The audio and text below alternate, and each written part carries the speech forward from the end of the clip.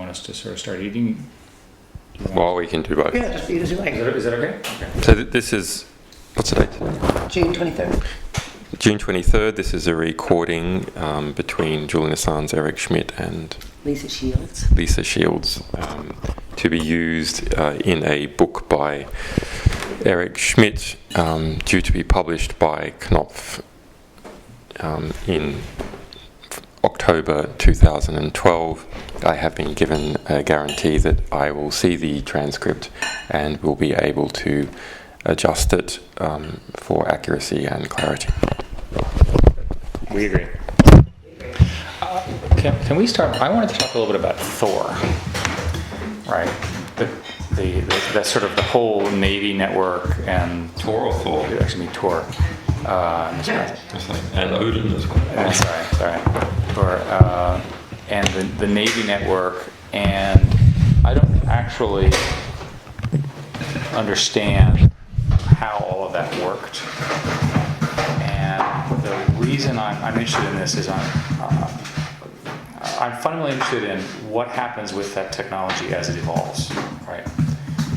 And so the problem, I would assert, is that if you're trying to receive data, you need to have a guarantee of anonymity to the sender. You need to have a secure channel to the recipient. The recipient needs to be replicated. You know that. What I'd like you to do, if you could, is talk a little bit about that architecture, what you did in WikiLeaks technically. You know, what were sort of the technical innovations that were needed, and then maybe also what happens. You know, how does it evolve? Technology always evolves. So let me first frame this. So I looked at something that I had seen going on with the world, which is that I thought that there were too many unjust acts, and I wanted there to be more just acts and fewer unjust acts. And one can sort of say, well, what are your philosophical axioms for this? And I say, I do not need to consider them. This is simply my temperament. And it is an axiom because it exists that way. And so that avoids then getting into further unhelpful philosophical discussion about why you want to do something. It is enough that I do. So in considering how unjust acts are caused and what tends to promote them and what promotes just acts, I saw that human beings are basically invariant. That is, that their inclinations and biological temperaments hasn't changed much over many thousands of years, and so therefore the only playing field left is what do they have and what do they know. And have is something that is fairly hard to influence. So that is, what resources do they have at their disposal, and how much energy they can harness, and what are the food supplies and so on.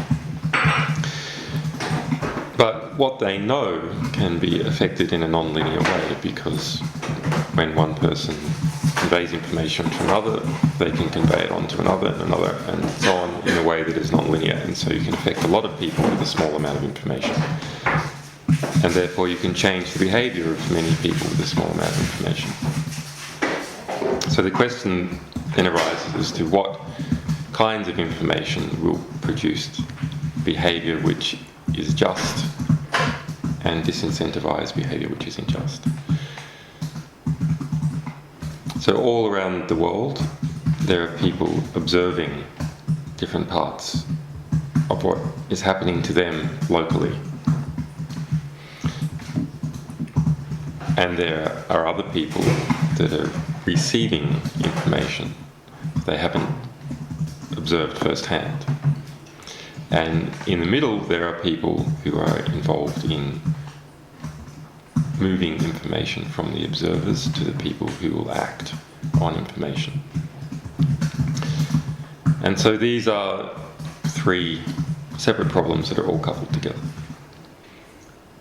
And I felt that there was a difficulty in taking observations and putting them in an efficient way into a distribution system which could then get this information to people who would act on it. And so you can argue that companies like Google, for example, are involved in this middle business of moving information from people who have it to people who want it. The problem I saw was that this first step was crippled, and often the last step as well when it came to information that governments were inclined to censor. So we can look at this whole process as the fourth estate, or justice produced by the fourth estate. And so you have some kind of pipeline, and so I have this description which is which sort of derived from my experiences in quantum mechanics about looking at the flow of particular types of information which will affect some change in the end. So the bottleneck to me appeared to primarily be in the acquisition of information that would go on to produce changes that were just. And in a fourth estate context, the people who acquire information are sources. People who work on information and distribute it are journalists and publishers, and people who act on it is everyone. So that's a high-level construct, but of course it then comes down to practically how do you engineer a system that solves that problem, and not just a technical system, but a total system. So WikiLeaks was and is an attempt, although still very young, at a total system. For all three phases. To deal with, not for all three phases, but for the political component, the philosophical component, and the engineering component in getting out that first component. So politically that means anonymizing and protecting, technically that means anonymizing and protecting sources in a wide variety of ways. Politically, that also means protecting them politically and incentivizing them in a political manner. Saying that their work is valuable and encouraging other people to take it up. And then there's also a legal aspect. So what are the best laws that can be created in the best jurisdictions to operate this sort of stuff from, and practical everyday legal defense. So on the technical front, our first prototype was engineered for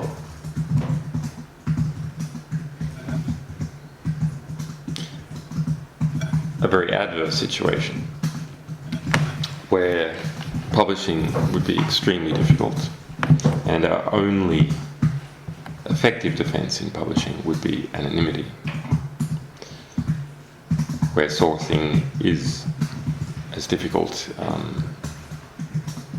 as it still currently is for the national security sector, and where internally we had a very small and completely trusted team. So here, publishing means the question of the site itself and making the material public. Yeah, making the primary source material public. Yes. That's what I mean by So publishing. the first step was to make that done correctly. It was clear to me that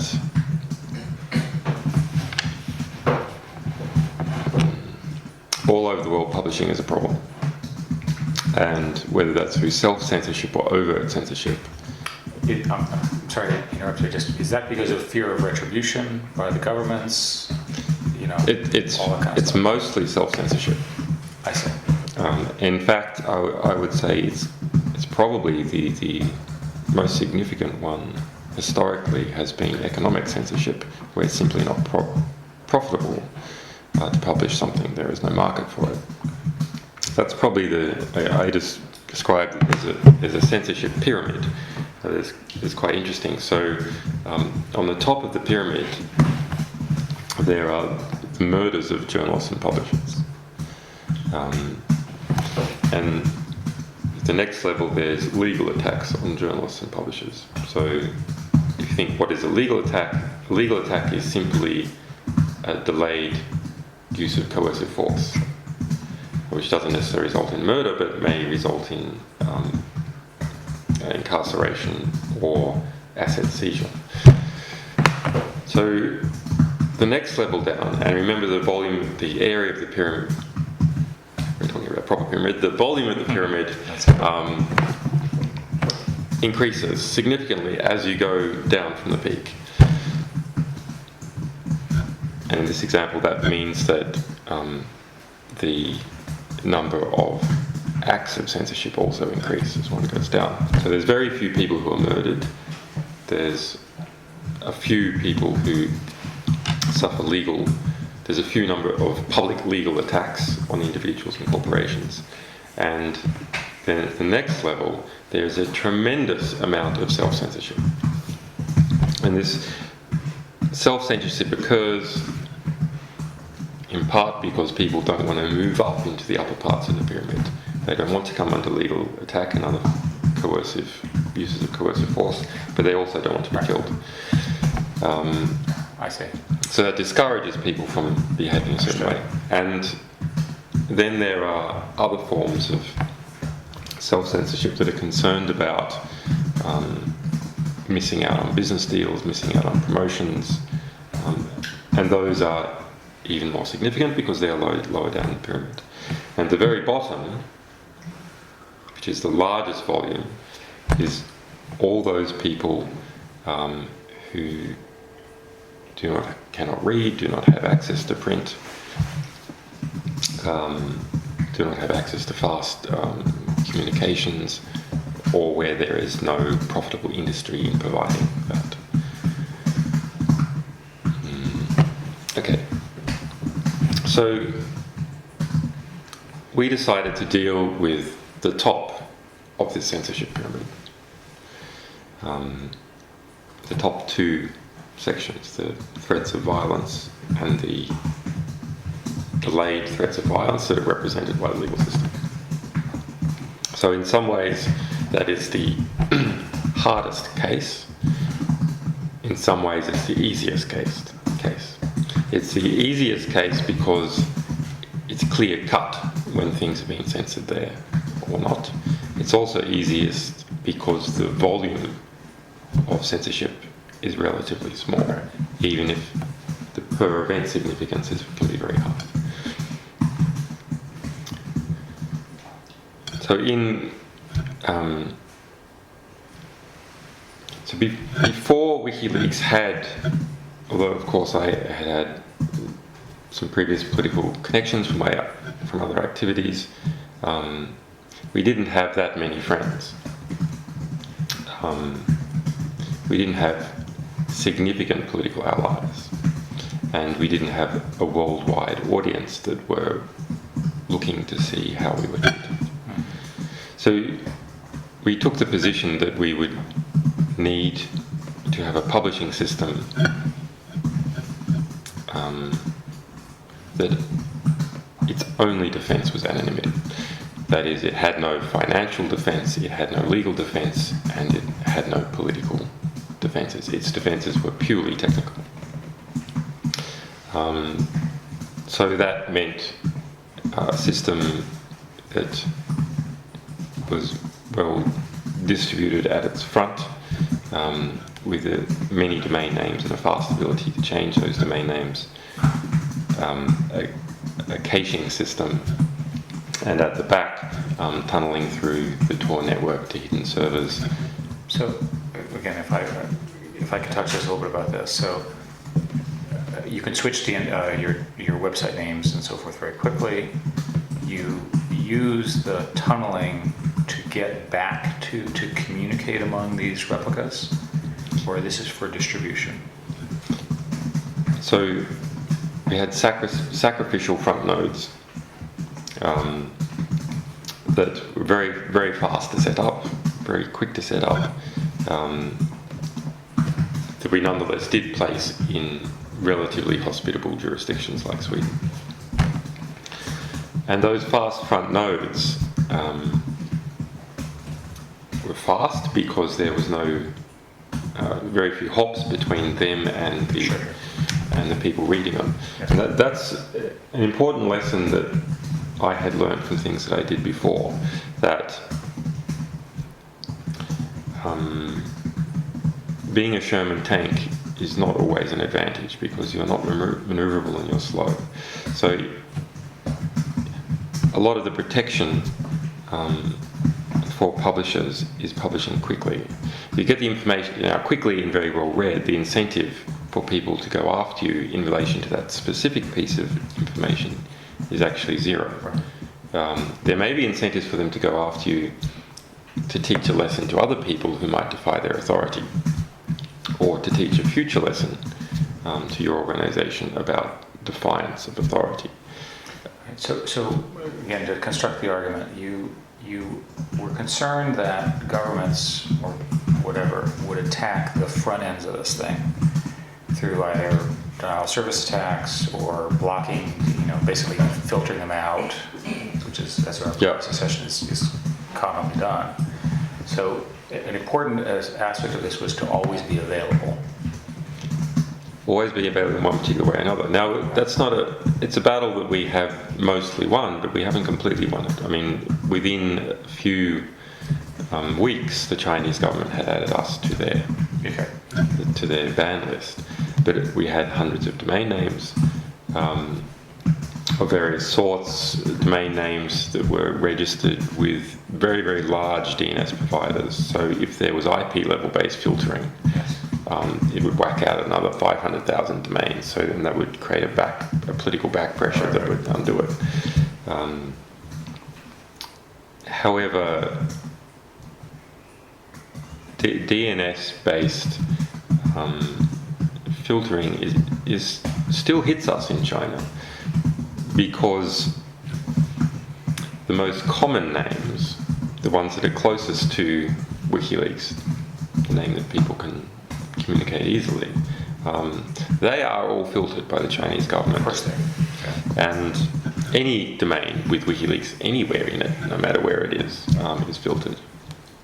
So that means there has to be a variant that they haven't yet discovered. But people, the variant has to be known widely enough for people to go there. So there is a catch-22. So that's a structural problem with the naming of the internet, but the Chinese would simply do content filtering on you. Well, HTTPS worked for about a year and a half. Okay. Worked quite well, actually. And then changing IPs also worked.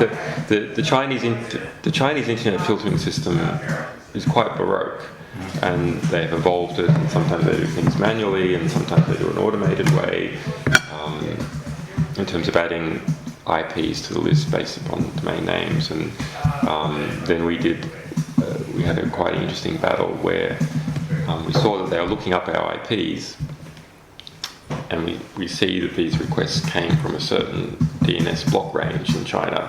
Whenever we saw that, we just then returned. That's clever. return different IPs. I was actually thinking that we could return Public Security Bureau IPs. That's funny. This is Jared Cohen. Hi, I'm so sorry, flight delay. Please to meet you. Lost Was it United or was it? Delta, I'm never flying again. Yeah, it's Delta. So you're Larry? Jared. And this is Scott. Hi, Scott. Nice to meet you. Scott is our editor. Sorry, we're an hour and a half late. That's all right. We've It's a actually been, beautiful day to drive. we've actually been having a perfectly wonderful time. I'm sure. Anyway, like, Tristan, nice to meet you. when you let Scott sit there and you sit here next to Ian, or I don't know where to sit. No. Have a Are you seat. guys joining us? Julian was kind enough, since we did not bring a tape recorder, he's just going to one of his, which is the first time, I'm quite embarrassing on that you're asking an interview subject if you could borrow a tape recorder. A friend of mine did an interview Hi. in PG's just after General Ram Booker's coup, where he had General Ram Booker's second in command admit on tape that the CIA had paid him off. Wow. And he got back and he was like, yes, this is like story of the decade, and it failed. So I have lots of these now. Multiple. You should always actually have Always multiple. have your own. Multiples. So for Scott and Jared,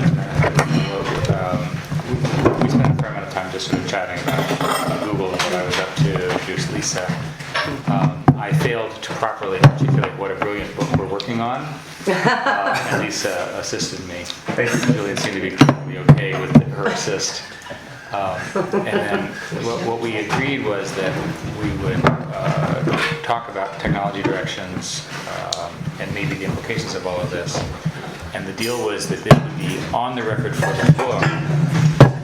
We would have a transcript prepared, and we would have an opportunity to modify, extend, improve its clarity, which all seemed really reasonable to me.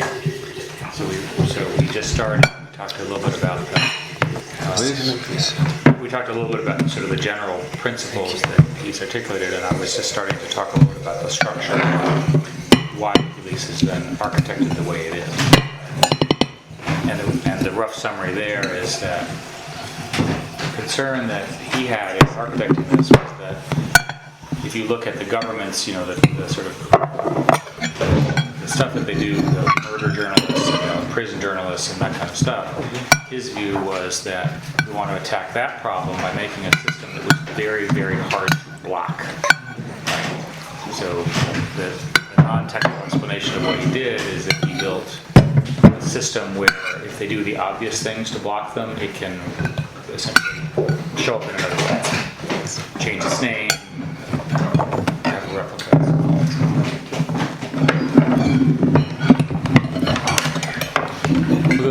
The replicating thing is very interesting. We developed an internal system to do some of these fast replicas. Not very quite unsophisticated, but worked quickly. But I think this is. I've been thinking about this for a while now. I think that the naming of things is very important. The naming of human intellectual work and our entire intellectual record is possibly the most important thing. So we all have words for different objects, like tomato, but we use the simple word tomato instead of actually describing every little aspect of this goddamn tomato, because it takes too long. And Yeah, that'd be great, thanks. because it takes too long to describe this tomato precisely, we use an abstraction so we can think about it and so we can talk about it. And we do that also when we use URLs. Those are frequently used as a short name for some human intellectual content. And we build all our civilization, other than on bricks, on human intellectual content. And so we currently have a system with URLs where the structure we are building our civilization out of is the worst kind of melting plasticine imaginable. And that's a big problem. And you would argue a different namespace structure should evolve. Well, I think there's a fundamental confusion and overloading of the current URL idea. Absolutely. So on the one hand, we have live dynamic services and organizations. Well, there's three things. Live dynamic services, organizations that run those services. So you're referring to a hierarchy. You're referring to a system of control. An organization, a government that represents an organized controlling group. And on the other hand, you have artifacts. You have human intellectual artifacts that have the ability to actually be completely independent from any system of human control. They are out there in the platonic realm somehow, and shouldn't in fact be referred to by an organisation. They should be referred to in a way that is intrinsic to the intellectual content, that arises out of the intellectual content. So actually I think that is an inevitable and very important way forward. And where I saw that this was a problem was dealing with a man by the name of Nahdimi Alchi. So he, a few years ago, was listed by one of the big business magazines in the UK as the fifth richest man in the UK.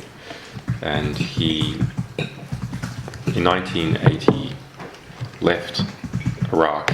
He'd grown rich under Saddam Hussein's oil ministry, and is alleged by the Italian press to be involved in a lot of arms trading there, and has over 200 companies run out of his Luxembourg holding unit, and several that we discovered in Panama.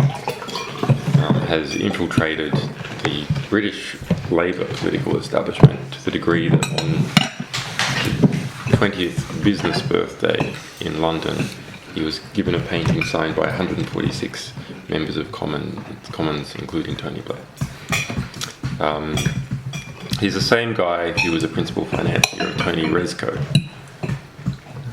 Tony Rezko was the financier and fundraiser of Roy Blagojevich from Chicago, convicted of corruption. Tony Rezko's been convicted of corruption, and Barack Obama.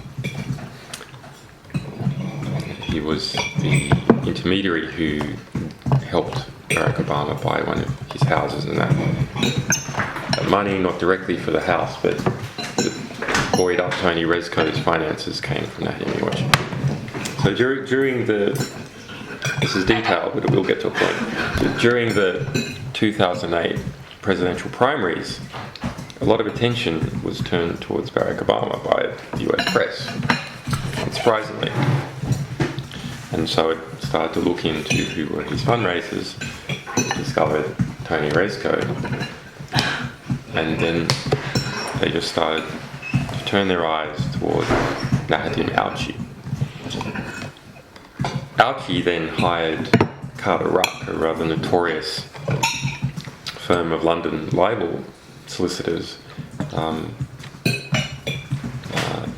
whose founder, Carter Ruck, has been described for doing for freedom of speech what the Boston Strangler did for door-to-door salesmen. And he started writing letters to all the London papers that had records of his 2003 extradition to France and conviction for corruption in France over the Elf Aquitaine scandal, where he had been involved in taking kickbacks on selling the invaded Kuwaiti government's oil refineries in order to fund their operations while Iraq had occupied it. So The Guardian pulled 3 articles from 2003 So they were 5 years old. They'd been on the Guardian's archive for 5 years without saying anything. If you go to those URLs, you will not see removed due to legal threat. You will see page not found. And one from the Telegraph and a bunch from some American publications and bloggers and so on. So actually, important bits of history, recent history, that were relevant to an ongoing presidential campaign in the United States were pulled out of the intellectual record. They're also pulled out of the Guardian's index of articles. So why the Guardian's published in print, and you can go to the library and look up those articles, they're still there in the library. Why? How would you know that they were there in the library to look up? Because they're not there in the Guardian's index. I mean, not only have they ceased to exist, they have ceased to have ever have existed, which is the modern implementation of Orwell's dictum that he who controls the present controls the past, and he who controls the past controls the future, because the past is stored physically in the present, all records of the past. So this issue of preserving politically salient intellectual content while it's under attack is central to what WikiLeaks does, because that's what we're after. We're after those bits that people are trying to suppress, because we suspect, usually rightly, that they're expending economic work on suppressing those bits because they perceive that they're going to induce some change. So it's the evidence of the suppression that you look for in order to determine value. Yeah, that's a very good, not precisely, but it's a very... Well, tell me precisely. Well, it's not a precise, it's not always right. It's a very It's not perfect. It's not perfect, but it's a very suggestive signal that the people who know the information best, the people who wrote it, are spending economic work in preventing it going into the historical record, preventing it going into the public. Why spend so much work doing that? It's more efficient to just let everyone have it. You don't have to spend the time guarding it, but also it's more efficient in terms of your organisation, because all the positive unintended consequences of the information going around can come out. So No, I want water, but Eric took my... So we selectively go after that. So we selectively go after that information, and that information is selectively suppressed inside organisations, and very frequently, if it's a powerful group, as soon as someone tries to publish it, it is also suppressed. So, I want to talk a little bit more about the technology. So in this structure, you basically have you could put up a new front end very quickly, and you have stored replicas that are distributed. One of the questions I get is, how do you decide which ISPs? Okay, it's a very good question. Yeah, again, it's a pretty complicated set of questions. Right? Yeah. So I'll give you an example about how not to choose them. So we dealt with a case in the Turks and Caicos Islands where there was a great little group called the TCI Journal, Turks and Caicos Islands Journal, which is sort of a best use case for the internet. So who are they? Well, they're a bunch of political reformers, ecologically minded people in Turks and Caicos Islands who live there, who saw that overseas property developers were coming in and somehow getting crown land very cheaply and building big high-rises on it and so on. So they were campaigning for good governments and trying to expose these people. It's like a classic best use case for the internet. Cheap publication means that you can have many more types of publishers, which means you can have self-subsidizing publishers. So you can have people that are able to publish purely for their ideological reasons or for altruistic reasons, because the costs of altruism in relation to publishing are not so high, you can't do it. So they were handed out of the Turks and Caicos Islands pretty quickly, and they moved their servers to India. The Turkish property developer that they had been busy exposing then hired correspondent lawyers in London who hired correspondent lawyers in India who handed them out of their ISP there. They moved to Malaysia. They got handed out, same deal there, the ISP. They became non-profitable to the ISP as soon as the legal letters started coming in. They went to the US, and once they're in the US ISP didn't bolt. They picked one that was a bit better, it didn't collapse as fast. However, they noticed that they were using a Gmail address, and the editors were anonymous because of the threats. Who was the responsible party was anonymous, although their columnists often weren't. And so they filed suit in California. And as part of filing suit, they then started issuing subpoenas, and they issued a subpoena on Gmail. And the result was that Google told them that they had to come to California to defend, otherwise everything would be handed over.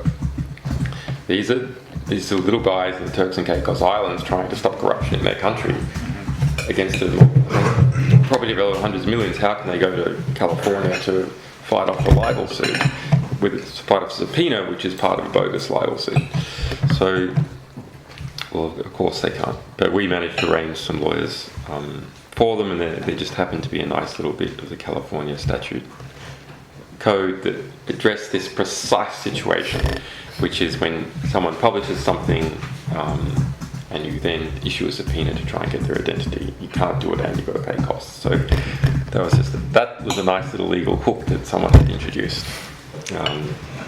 Google didn't send any lawyers to help them either. I would guess probably the entertainment industry in California. But I don't know. So that's an example of what happens. If you're pretty bright guys, actually, they had a good Indian technical guy. They had bright political guys. You've got a decent technical guy. You've got decent political guys. You come together to try and fix corruption in your country using the internet as your publishing mechanism. What happens? You are hounded from one end of the earth to the other. And then these guys were lucky enough that they had enough resources that they could survive this hounding. And they ended up finding some friends and settling into a position where they were right. So for us, this was a matter of looking at what ISPs had survived pressure, but also because I was connected to this world of politics and technology and anti-censorship for a long time, I sort of knew some of the players. So we had friends at ISPs, within the ISPs, that if you like, we had already ideologically infiltrated. So we knew that they would fight in our corner if there was a request come in. We knew there was a decent chance that if subpoenas were served, even ones that had gag orders on them, we'd still find out about it. So how can someone do it who's not in that world? Well, the answer is not easily. You can look at ISPs that WikiLeaks has used, or is currently using, is probably a better version of this, or that the Pirate Bay has used, or other groups that are tremendously under attack. In the case of the little ISP, and it is often a little ISP that is like this. In the case of little ISP, PRQ in Sweden, that was founded by Gottfried, whose pseudonym is Anakata. He's one of the technical brains behind the Pirate Bay. So they had developed a niche industry, also along with Bahnhof, a bigger ISP in Sweden, of dealing with refugee publishers, and that is the correct word for it, the correct phrase for it, that they are publishing refugees. So they had, at that time, other than us, Malaysia Today, which had to flee, sorry, not Malaysia Today, the American Homeowners Association, which had to flee from property developers in the United States, the Kavat Center, so a Caucasus News Center, which is constantly under attack by the Russians. In fact, PRQ was raided several times by the Swedish government after leverage from the Russian government. The Rick Ross Institute on Destructive Cults, as he Malcomson, American-based outfit, have been sued out of America by Scientology and so on. So in Malaysia today, run by a wonderful guy by the name of Roger Petra, who has 2 arrest warrants out for him in Malaysia. He is fled to London, but his servers can't survive in London. They're in Singapore and the United States. But again, that's a mainstay. What other sites that participate in this? Yes, so we have some 1,400, but those are, we have mirrors that are voluntary as well as... So those are basically just opt-in mirror sites, Yeah.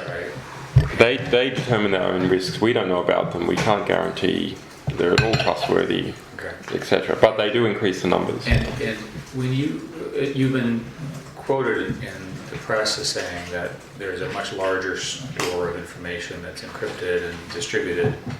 Is it distributed in those sorts of places? No, Is that's an open. We openly distribute backups of encrypted backups of materials that we view that are highly sensitive, that we are to publish in the coming year.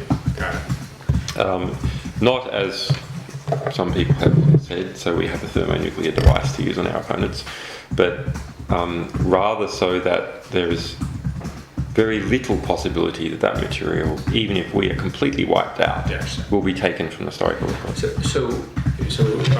And eventually you'll reveal the keys necessary to decrypt. No, ideally we will never reveal the key, I see. because there's things like, redactions sometimes need to be done on this material. Yes, So our view is that the material is so significant that even if we released it as is, with no redactions, that the benefits would outweigh the harm. But through redacting things, we can get the harm down even more. Yeah, and I understand that.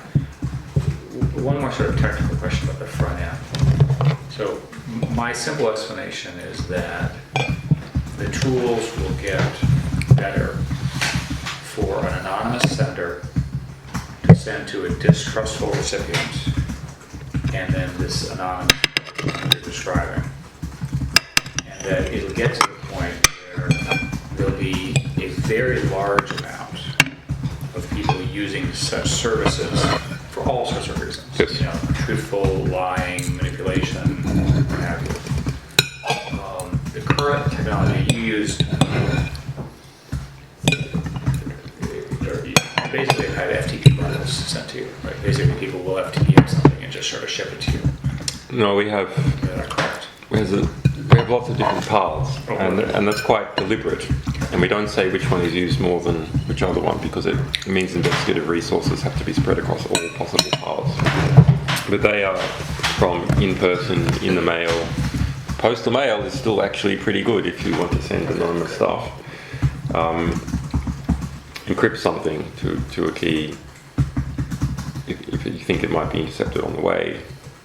Send it from somewhere, it's still pretty good.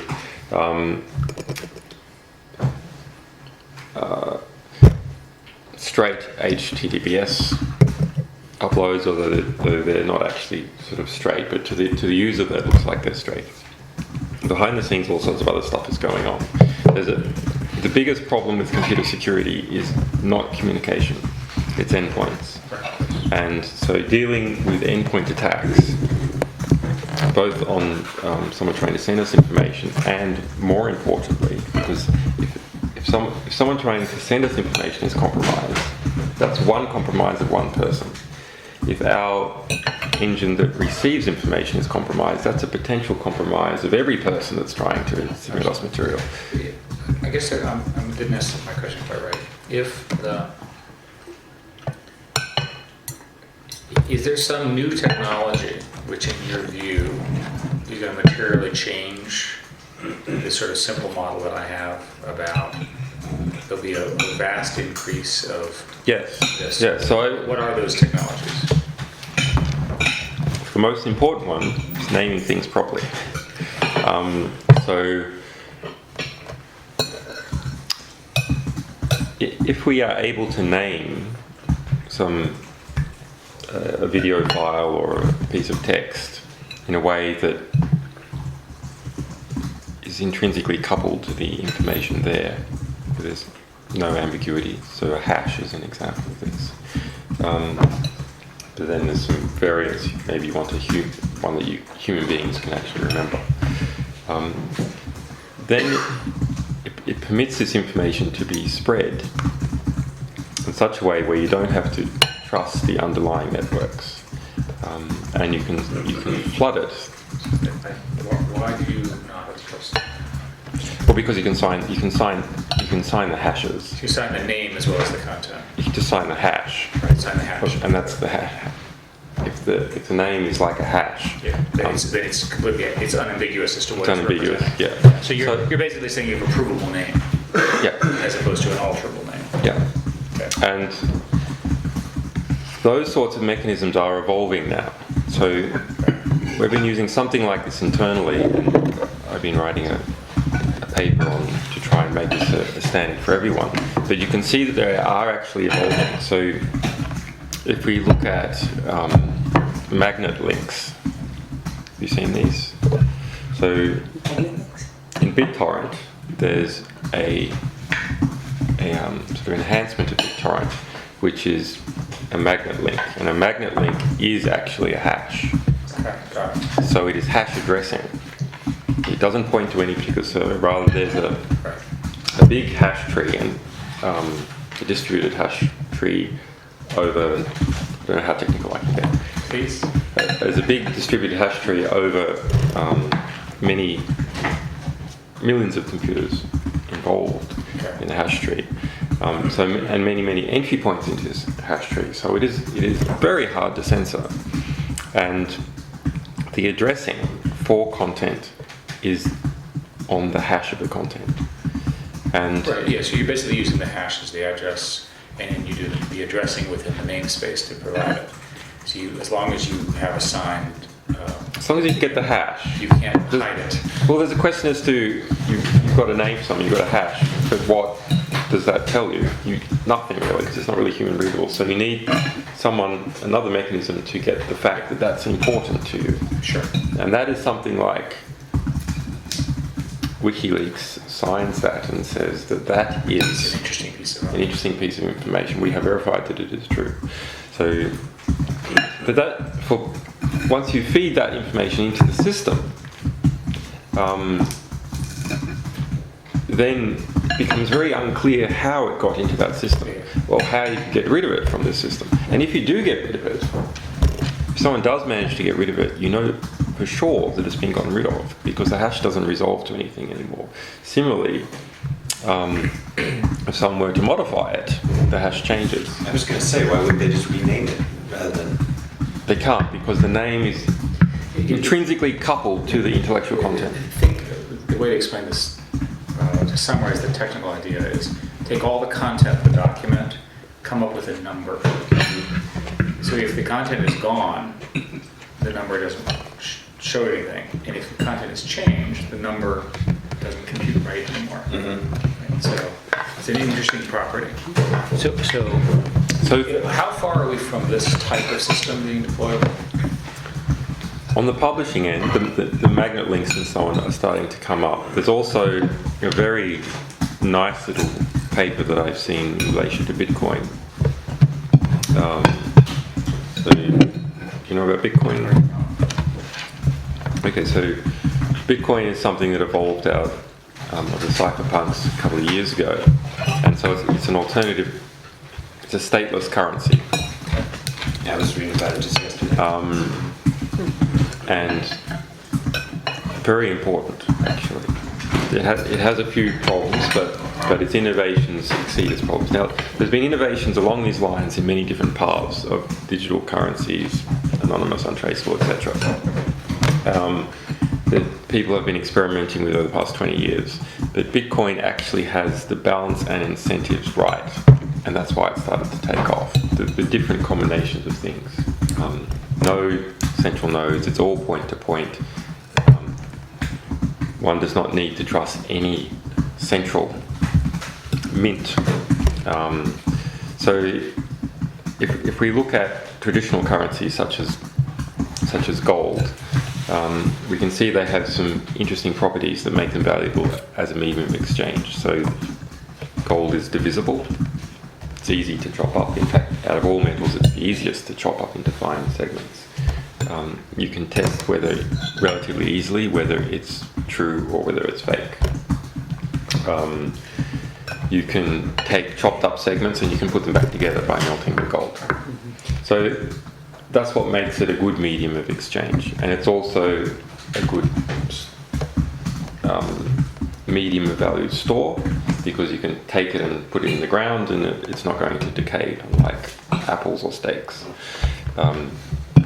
So the problems with traditional digital currencies on the internet is that you have to trust the mint not to print too much of it. And the incentives for the mint to keep printing are pretty high, actually, because you can print free money. And that means you need some kind of regulation.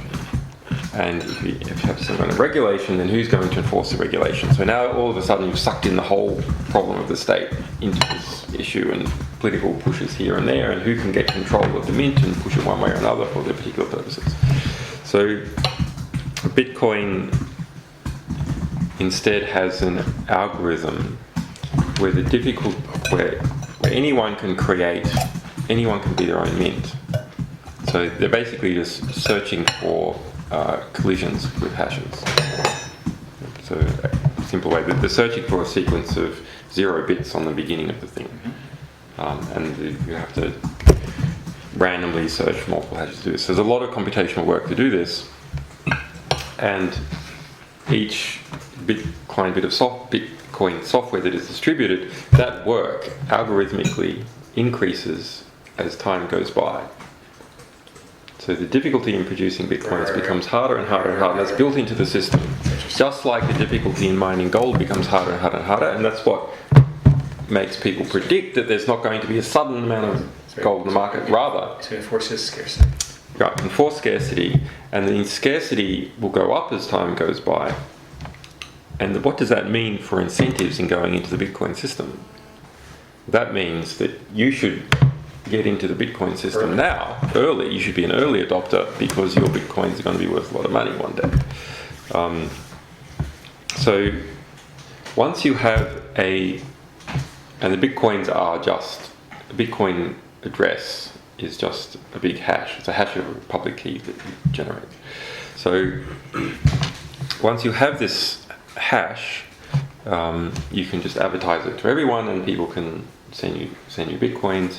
And there's people that have set up exchanges to go from Bitcoin to US dollars and so on. And it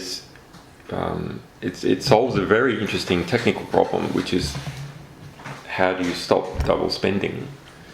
And so if all digital material can be cloned for almost zero cost.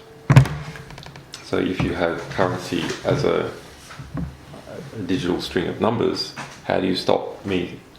I want to buy this piece of pasta. Here's a digital currency, and now I take a copy of it, and now I want to buy your bit of egg. And then you go, and now I want to buy your radish, and you go, what? I've already got that. What's going on here? There's been some fraud committed here. So there's a synchronization problem. Actually, who now has the coin? And so there's a point-to-point spread network with all these problems of some parts of the network being faster, some points being slower, multiple paths of communication. How do you solve this synchronization issue about who has the currency?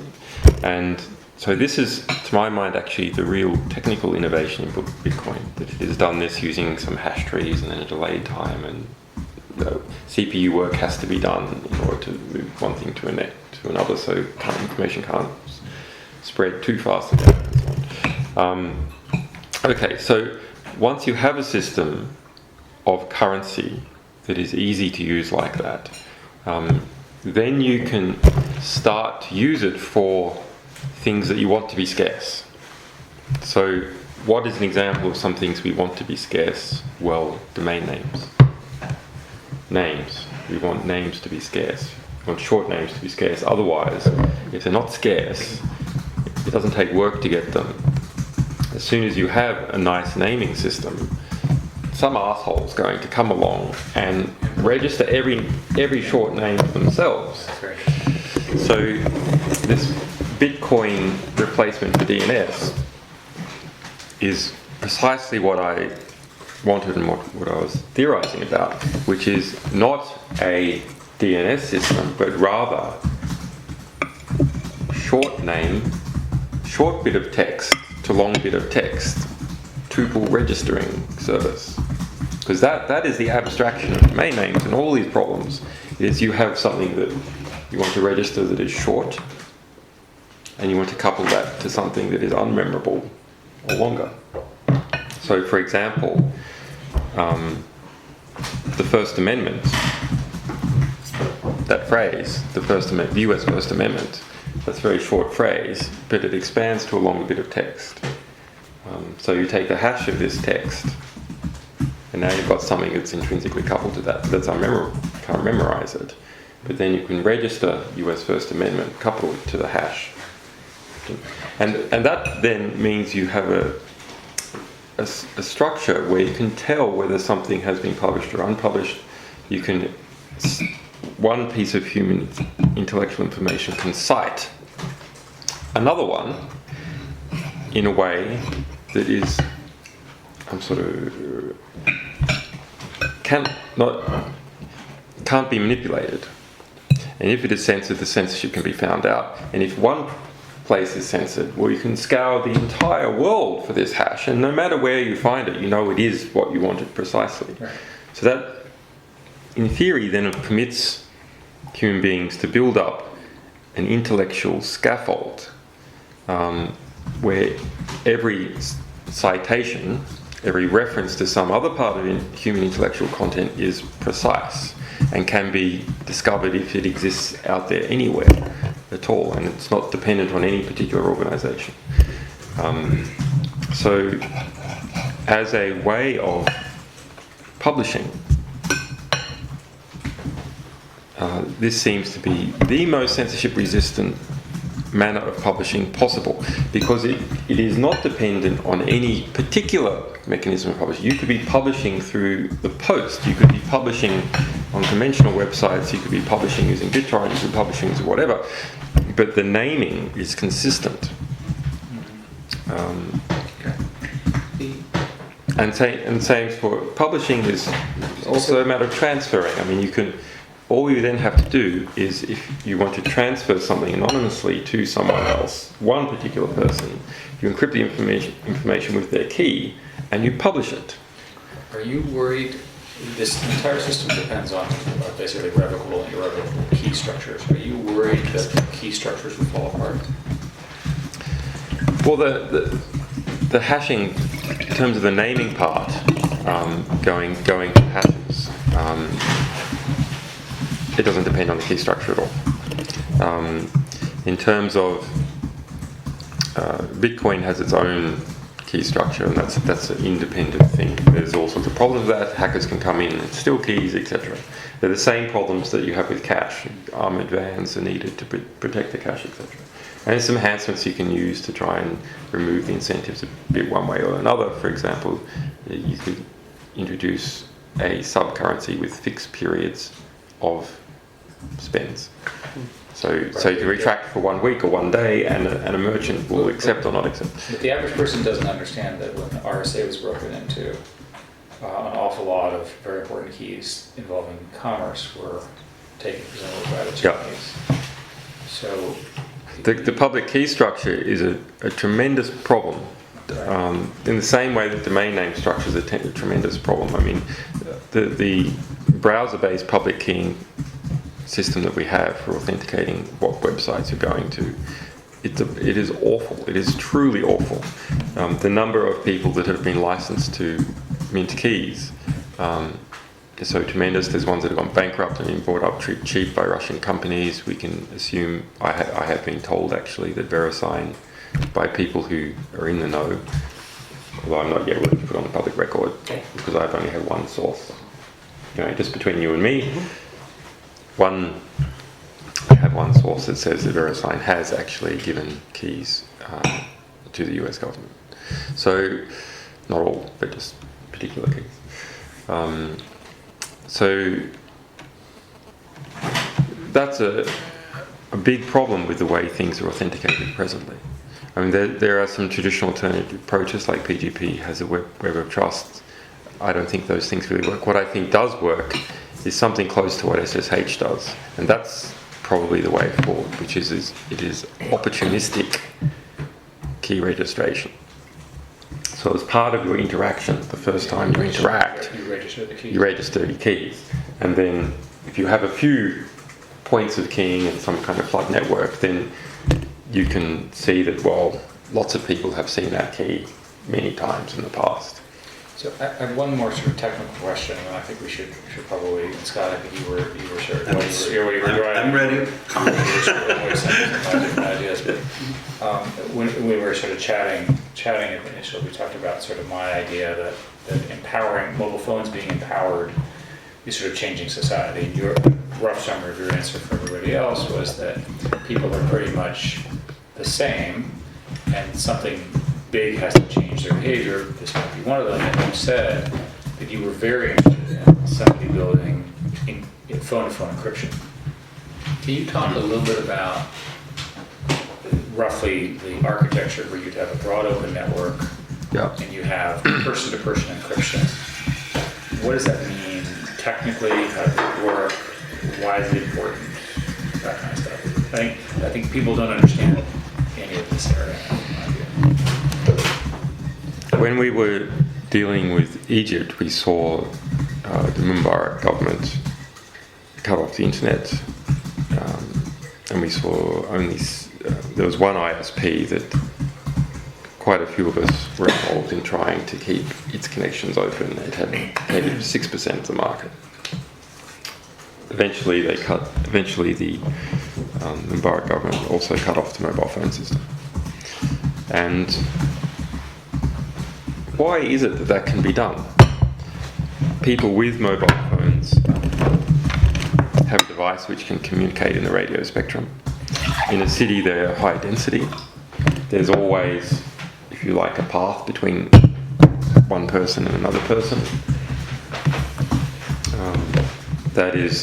There's always a continuous path of mobile phones, each one of which can, in theory, hear the radio of the other. Could form a peer-to-peer network. So in theory, you could form a peer-to-peer network. Now, the way most GSM phones are being constructed and others is that they receive on a different frequency to which they transmit. Yes. And that means that they cannot form peer-to-peer networks. They have to go through base stations. But we are seeing now that mobile phones are becoming more flexible in terms of base station programming. They need to do this because they operate in different markets that have different frequencies. They have different forms of wireless output. And so, and also, even if there's not sufficiently flexible mobile phones, we are seeing that in the mobile phone aspect, maybe WiMAX is coming along, which will give them greater radius for two-way communications. But also, it's getting very cheap to make your own base station. There's software now which will run a base station for you. So you can throw these things up and make your own networks with conventional mobile phones pretty quickly. In fact, this is what is done to cheap spying on mobile phones, is you set up a fake base station. And there's vans now, and you can buy these on bulk on the commercial spy market to go and set up a van and intercept mobile phone calls. So during these revolutionary periods, the people involved in the revolution have to be able to communicate. And if they need to be able to communicate in order to plan quickly and also to communicate information about what is happening in the environment quickly, so they can dynamically adapt to it and produce the next strategy.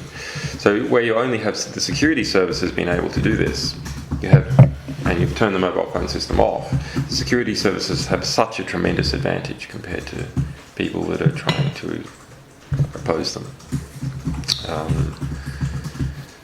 If you have a system where individuals are able to communicate securely and robustly, to despite what security services are doing, then security services have to give more ground. It's not that the government's necessarily going to be overthrown, but rather they have to make more concessions. They have their network. So you're arguing that even with existing phones, they could be modified to have peer-to-peer encrypted tunnels for voice and data, presumably. Voice a bit harder. What we did internally in this prototype I designed was which only works for medium-sized groups. It's sort of a peer-to-peer flood UDP encrypted network. UDP permits you to put lots and lots of cover traffic in because you can send stuff to random internet hosts. This is clever. So that way you can't be blocked, right? Yeah. Because UDP is a single packet, right? Yeah. So you send it to random internet hosts, and a random internet host doesn't respond, which is exactly the same thing as a host that is receiving stuff. You can even structure, and using this you can do hole punching through firewalls. It means that normal at-home people can use this. They don't need to have a server. And it's very light bandwidth, so you can put it on mobile phones as well. So the sort of the killer application is not lots of voice, rather it is chat rooms. Small chat rooms of 30 to 100 people. That is what revolutionary movements need. And they need it to be secure, and they need to be robust. And this system I did was protocol independent. So yes, you've got your encapsulating thing, UDP or whatever. But in theory, you could be pushing it over SMS, you could be pushing it over TCP, you could be pushing it whatever. You could be using it on a mobile phone, you could be using it on a desktop, etc. So if you can put that into one big mesh, then all you need, even when the whole country is shut off, you just need one satellite connection out.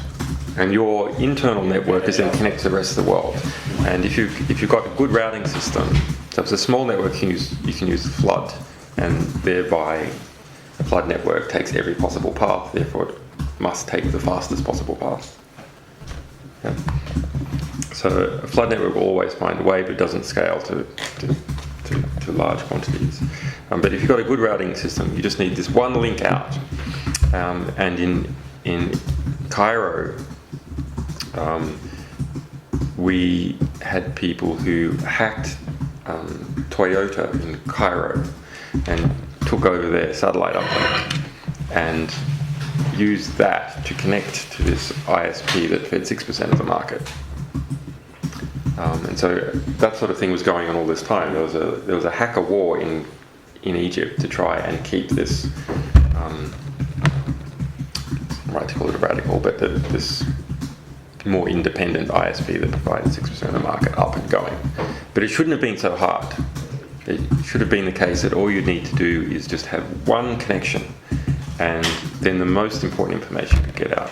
And if you look at, if this is equivalent to SMSs, I mean, look how important Twitter is, look how important SMS is. Actually, human beings are pretty good at encoding the most important thing that's happening into a short amount of data. There's not that many human beings. There just aren't that many. So actually, one pipe you can. It's not a bandwidth problem. Yeah, it's not a bandwidth problem. So all you need is one pipe, and you can connect a country that's in a revolutionary state to the rest of the world, and points within that country, just as important cities within that country. And it's not that hard a thing to do, quite frankly. Scott, I think It's hard to stop. It's so interesting. I actually have like 5 hours more technical. I know, because it's like one thing and then there's like more. And I totally know.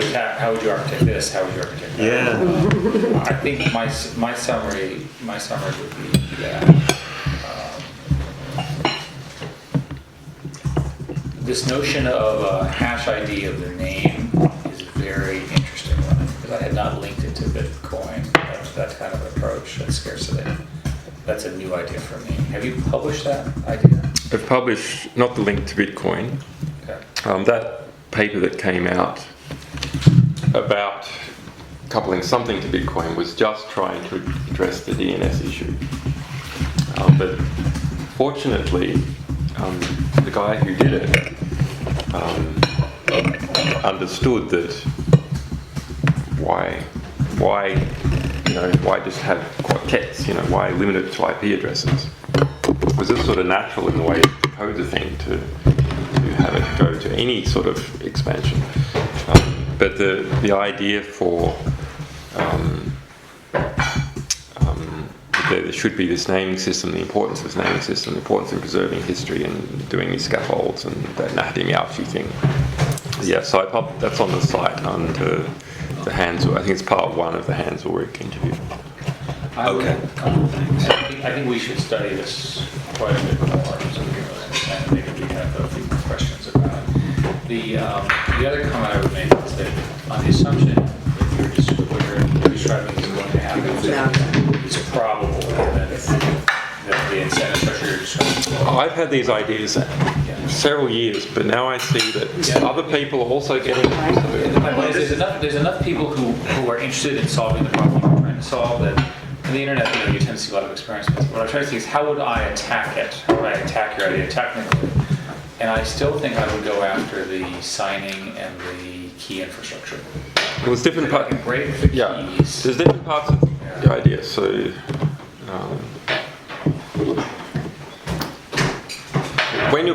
if you publish some information, or if you spread some information, this publishing thing is quite interesting as to whether when something's gone from not being published to being published, it's quite interesting. So if you spread some information and you put it well labeled using a hash.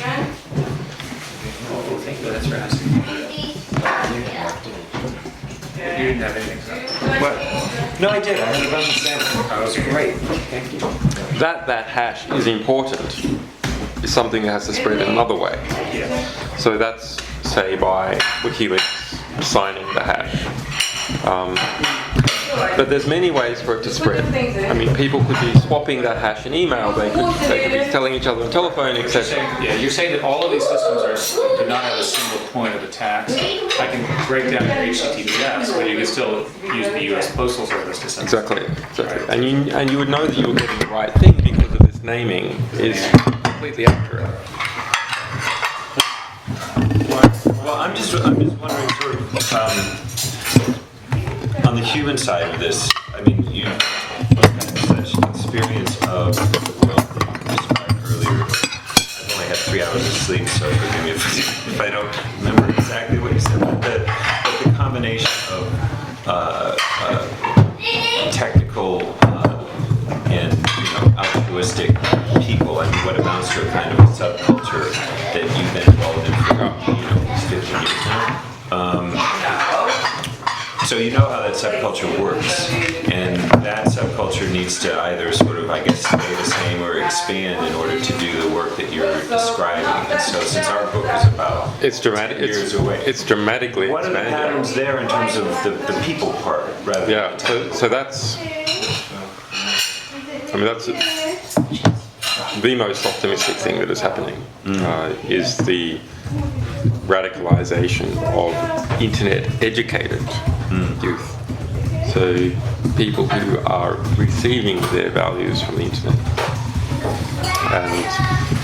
and giving them back, and then as they find them to be compatible, echoing them back. The echo back is now so strong that it drowns the original statements completely. So the people that I've dealt with from the 1960s radicals who helped liberate Greece and these sorts of things, dealt with Salazar, they are saying there is nothing at this moment in time is most similar to what happened in this period of these liberation movements in the 1960s that they have seen. Do you see it scaling? And as far as what has entered into the West, because there's certain regions of the world I'm unaware of, but as far as I'm aware that, and of course I wasn't alive in the 1960s, but as far as I can tell, that statement is true. That actually this is the political education of apolitical technical people is extraordinary in the same way that the young Apolitical, meaning apolitical? people, One word, okay. Yeah. people are going from young people Right. who are going from apolitical to political. It's a very, very interesting transition to see. And How do you think, since this is your world, I mean, why do you think that took place? I mean, Matt, why do you think it took place? fast communication, critical mass of young people, newer generation, and then some catalyzing events. So the attack on us was a catalyzing event, and our defense was, and our success in defending was a catalyzing event. I don't know, do you remember the PGP case and that grand jury, Zimmerman so on? So We had a lot of fun. I wrote half a book on that. It was never published because my co-writer had children.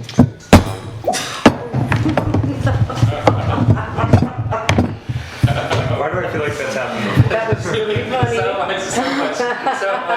So much for the historical Julian was record. saving Jared. Just like went right over As I there. said, multiple copies. I know, exactly. I hope Your you- reflexes Thank you. were really. I'm just tired of typing anyway. How did you save whatever you were doing? Yeah, Let's say yeah, it's safe. get it into the name tree before everything goes wrong. Did you see how fast he moves? I was thinking impulse. I know. No, I almost feel like you were there before the computer even got water on it. Computers are important in one. That was good. Thank you. Go right ahead. But so you're saying, but young people aren't inherently good, and I say that as a father and with regret.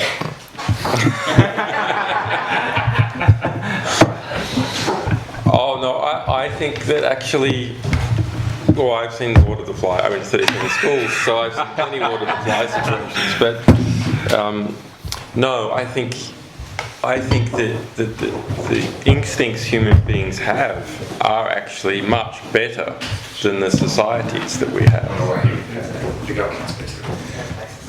I'm not going to say the governments, actually. The whole structure of the society, the economic structure. And that people learn that actually simple altruistic acts don't pay off, and they see that some people who are act in non-altruistic ways end up getting Porsches and fast cars, and it tends to pull people in that direction. I thought about this a while ago when I saw there's this fantastic video that came out of Stanford in about '69 of nucleosynthesis of DNA. Have you seen it? It's on YouTube. Very wonderful thing. So it's explaining nucleosynthesis through interpretive dance, and so there's like 130 Stanford students out there pretending to be DNA, and other a whole bunch pretending to be a ribosomal subunit, and blah, blah, blah, blah, and all wearing the hippie clothes of the day, but they're all actually very bright people. So, and I looked at that and thought, could Stanford, and it was a very good bit of education. So it's not that it was cool and unusual, rather it was actually extremely instructive, and before computer animation actually was the best representation of how a ribosomal unit behaves. Could you see Stanford doing that now? Absolutely impossible.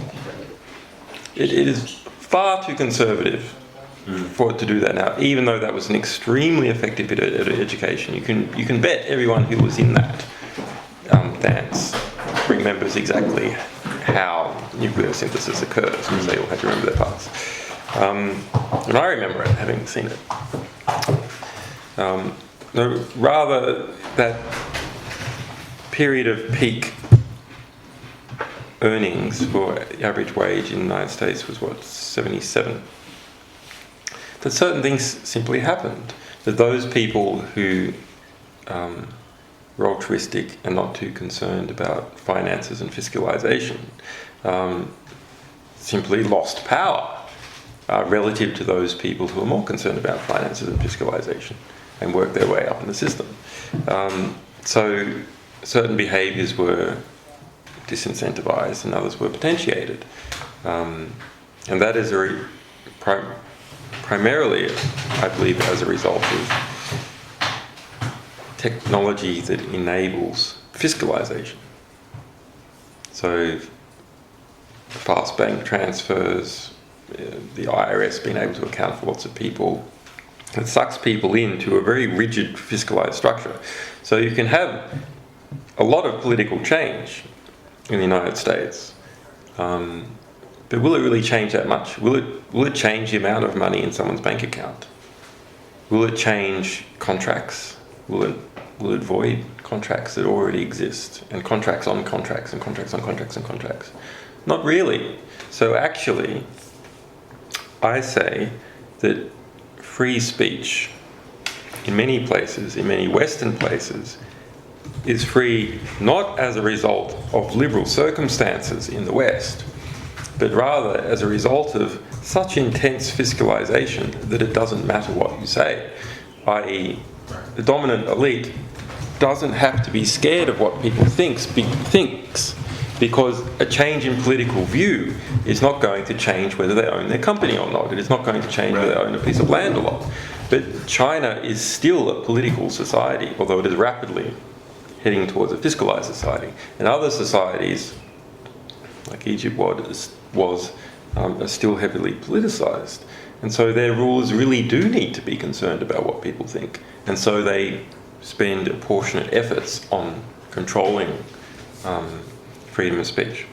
Anyway. So if you were... So I think young people actually have fairly good values. Of course, it's a spectrum and so on. But they actually have fairly good values most of the time. And they want to demonstrate them to other people. And you can see this when people first go to university and so on. And they become hardened as a result of certain things having a payoff and other things not having a payoff. Studying for an exam constantly, even though in some cases the work is completely mindless and pointless, has a payoff at the end of the year, but going and talking to someone doing a favour doesn't have a payoff at the end of the year. And so it just disincentivise some behaviours, incentive other. But let me tease out of this a little bit. I mean, it sounds like you've got a view of the globe with certain societies where the impact of technology is relatively slight, certain societies where politically the impact of technology can be quite great, and certain societies where it would be in a sort of middling way, and you would put China into the middling category. I mean, well, it's starting to be. It's all about technology and social transformation 10 years down the line. What's the globe that you see given the structure you're describing? I'm not sure with the impact on China. It is still a political society, so the impact could be very great. I mean, I often say that censorship is always cause for celebration. It is always an opportunity because it reveals fear of reform. It means that the power position is so weak that you've got to care what people think. Right. It's like you find the sensitive documents by watching them hunt. Exactly. This is a very interesting article.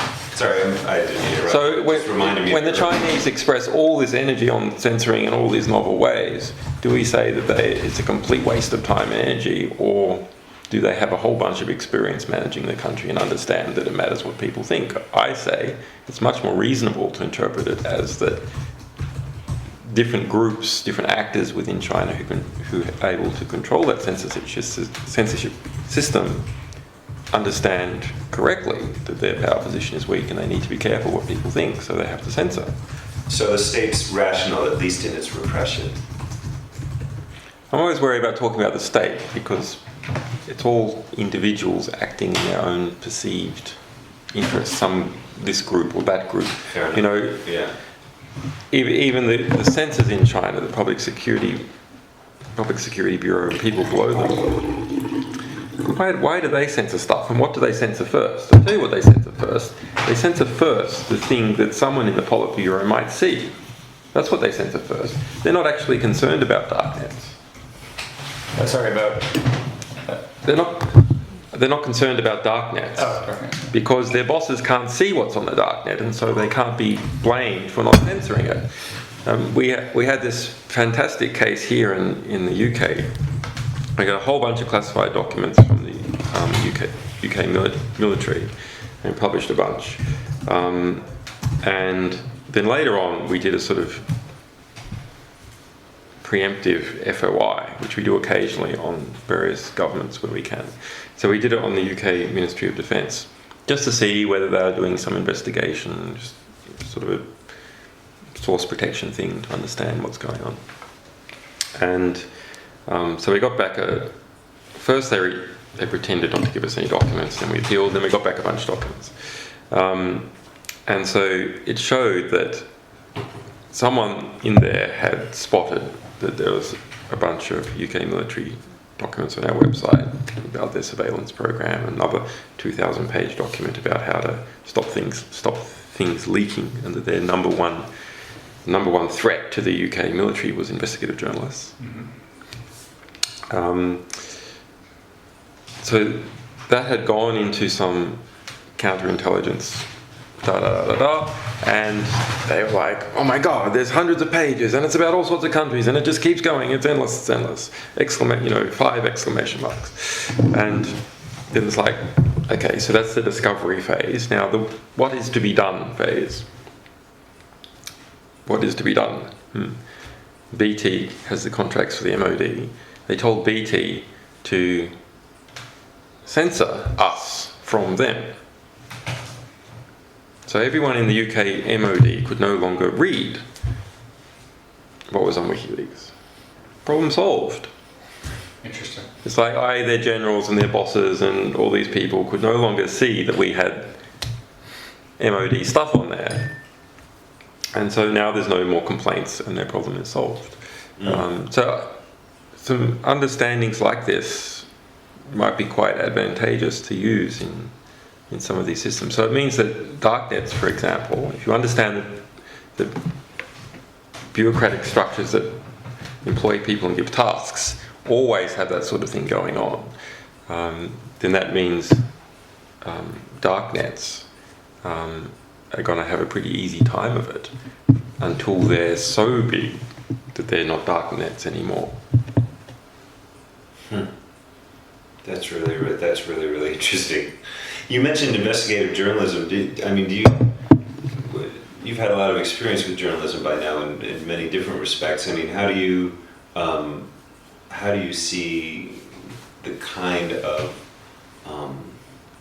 freeing of information that you were describing earlier as fitting into journalistic processes, if at all, or is it replacing it? No, it is. It's more how does journalistic processes fit into something that is much bigger. And the much bigger thing is that we as human beings shepherd and create our intellectual history as a civilization, right? And it is that intellectual history on the shelf that we can pull off to do stuff and not do the dumb thing again, because someone already said that it was dumb and he wrote about their experience, so we don't do it again. And so there are several different processes that are creating that record, and other processes where people are trying to destroy bits of that record, and others that are trying to prevent people putting things into the record. But we all live off that intellectual record.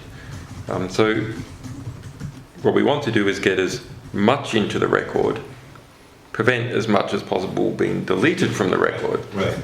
and then have the record as searchable as possible. But one consequence of this view is that actors will find the generation of very large amounts of misinformation strategic for them. Yeah. So this is another type of censorship that I have thought about but don't speak so much about, which is censorship through complexity. Right. And Find it too complicated. yeah, and that is basically the offshore financial sector. Is censorship through complexity. Censorship of what? Censorship of political outrage. enough political outrage, there's law reform. There's law reform, you can't do it anymore. So why is it that all these careful tax structuring arrangements are so complex? I mean, they may be perfectly legal, but why are they so goddamn complex? Well, because the ones that weren't complex were understood, and the ones that were understood were regulated. So you're only left with the things that are incredibly complex. More noise, less signal. Yeah, exactly. But how in the future will people deal with the fact that the incentive to publish information that's misleading, wrong, manipulative is very high, and furthermore, you can't figure out who the bad publisher was, as well as the, So because there's anonymity in the system. Well, the way it is right now is, first you have to understand, the way it is right now is very bad. This friend of mine, Greg Mitchell, wrote a book about the mainstream media, So Wrong for So Long. And that's basically it.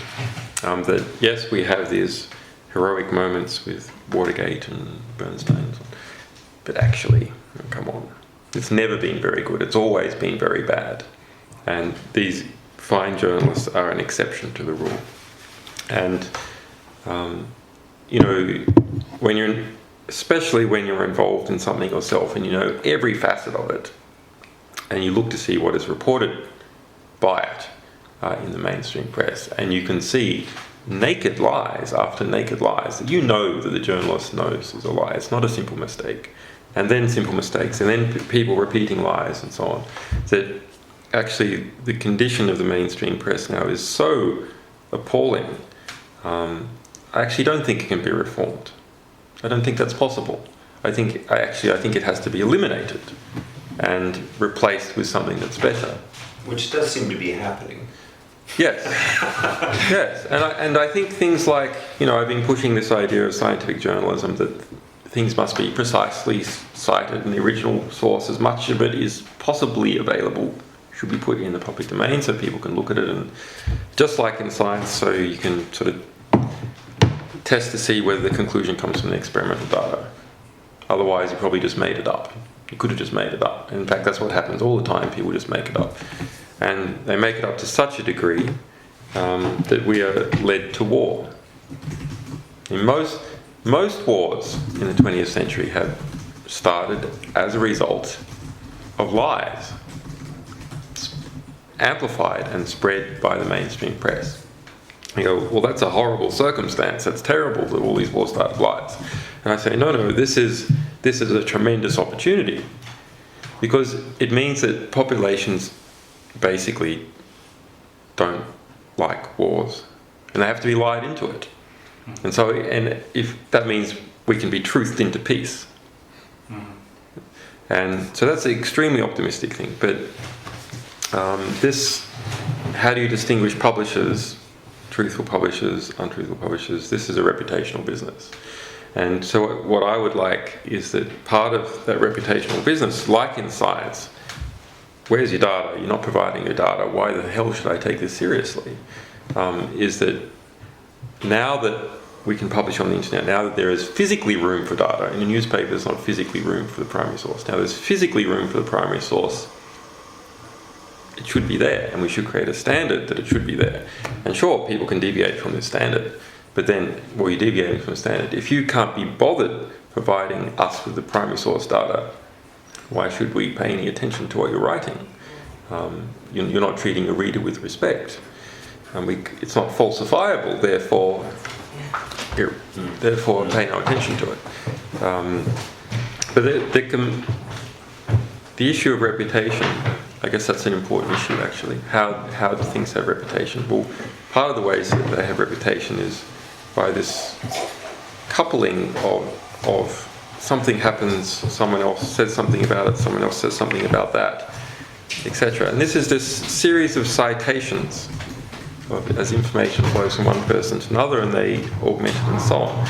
And for that to be strong, you need this naming system where what you're relying on is not some startup website that disappears tomorrow, or some company that didn't like it and has modified it, or it's been sued out of existence. So that, I think, would help with reputation. Complexity is harder. I think that is a big problem. So when things become open, they start to become more complex because people start hiding what they're doing, their bad behavior, through complexity. And so that will be bureaucratic doublespeak as an example. You know, when things get bureaucratized and everything becomes mealy-mouthed and so on. So that's a cost of openness, is that kind of bureaucratization. And the offshore sector, you see incredible complexity in the layers of things happening to each other, so they become impenetrable. And of course, cryptography is an intellectual system which has specialized in making things as complex as possible. Those things that are hard to attack. On the other hand, complex systems are also hard to use.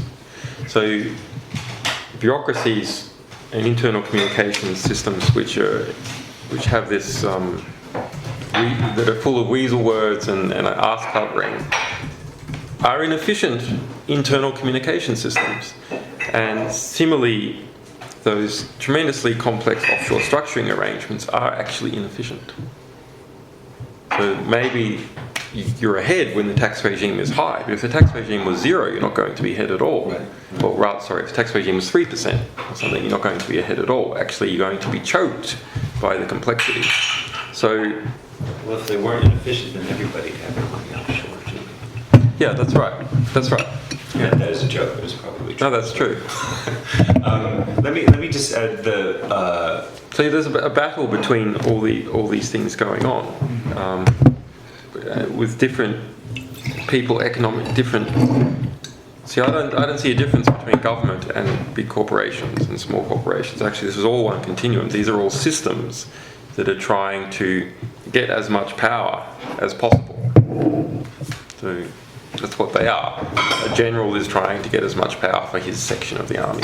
So they advertise, they produce something that they claim is a product, people buy it, people don't buy it. They complexify in order to hide the flaws in their product, and they spin and etc. So I don't see a big difference between government and non-government actors in that way. There is one difference about deployment of coercive force, but even there we see that well-connected corporations are able to tap into the governmental system and the court system, and are able to effectively deploy coercive force by sending police to do debt requisition or so on, or kick employees out of the office. So there's. Can I just ask you about that same thing, but sort of in reverse, which is the ways in which the sources of information as individuals can and can't be protected? In other words, how their information can be anonymous, like so that they don't pay a price for circulating it. I mean, and maybe with one example from from North Korea or Iran, and one example from the U.S. and the differences between those two scenarios.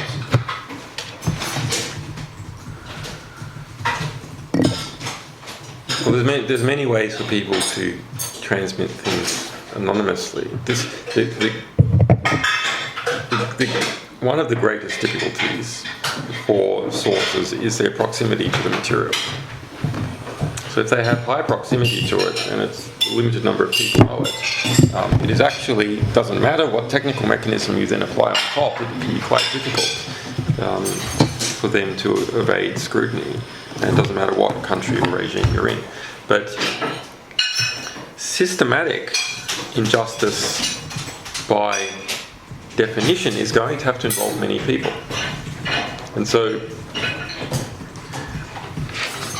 while the inner sanctum of cabinet, maybe you can't safely get records out of this, but as those decisions start spreading down to lower levels, if they are to affect many people must actually have either the high-level planning that produces some unjust consequence, or the shadow of it. So maybe the whole plan isn't visible by the time it gets down to the grunts, but some component of it is visible.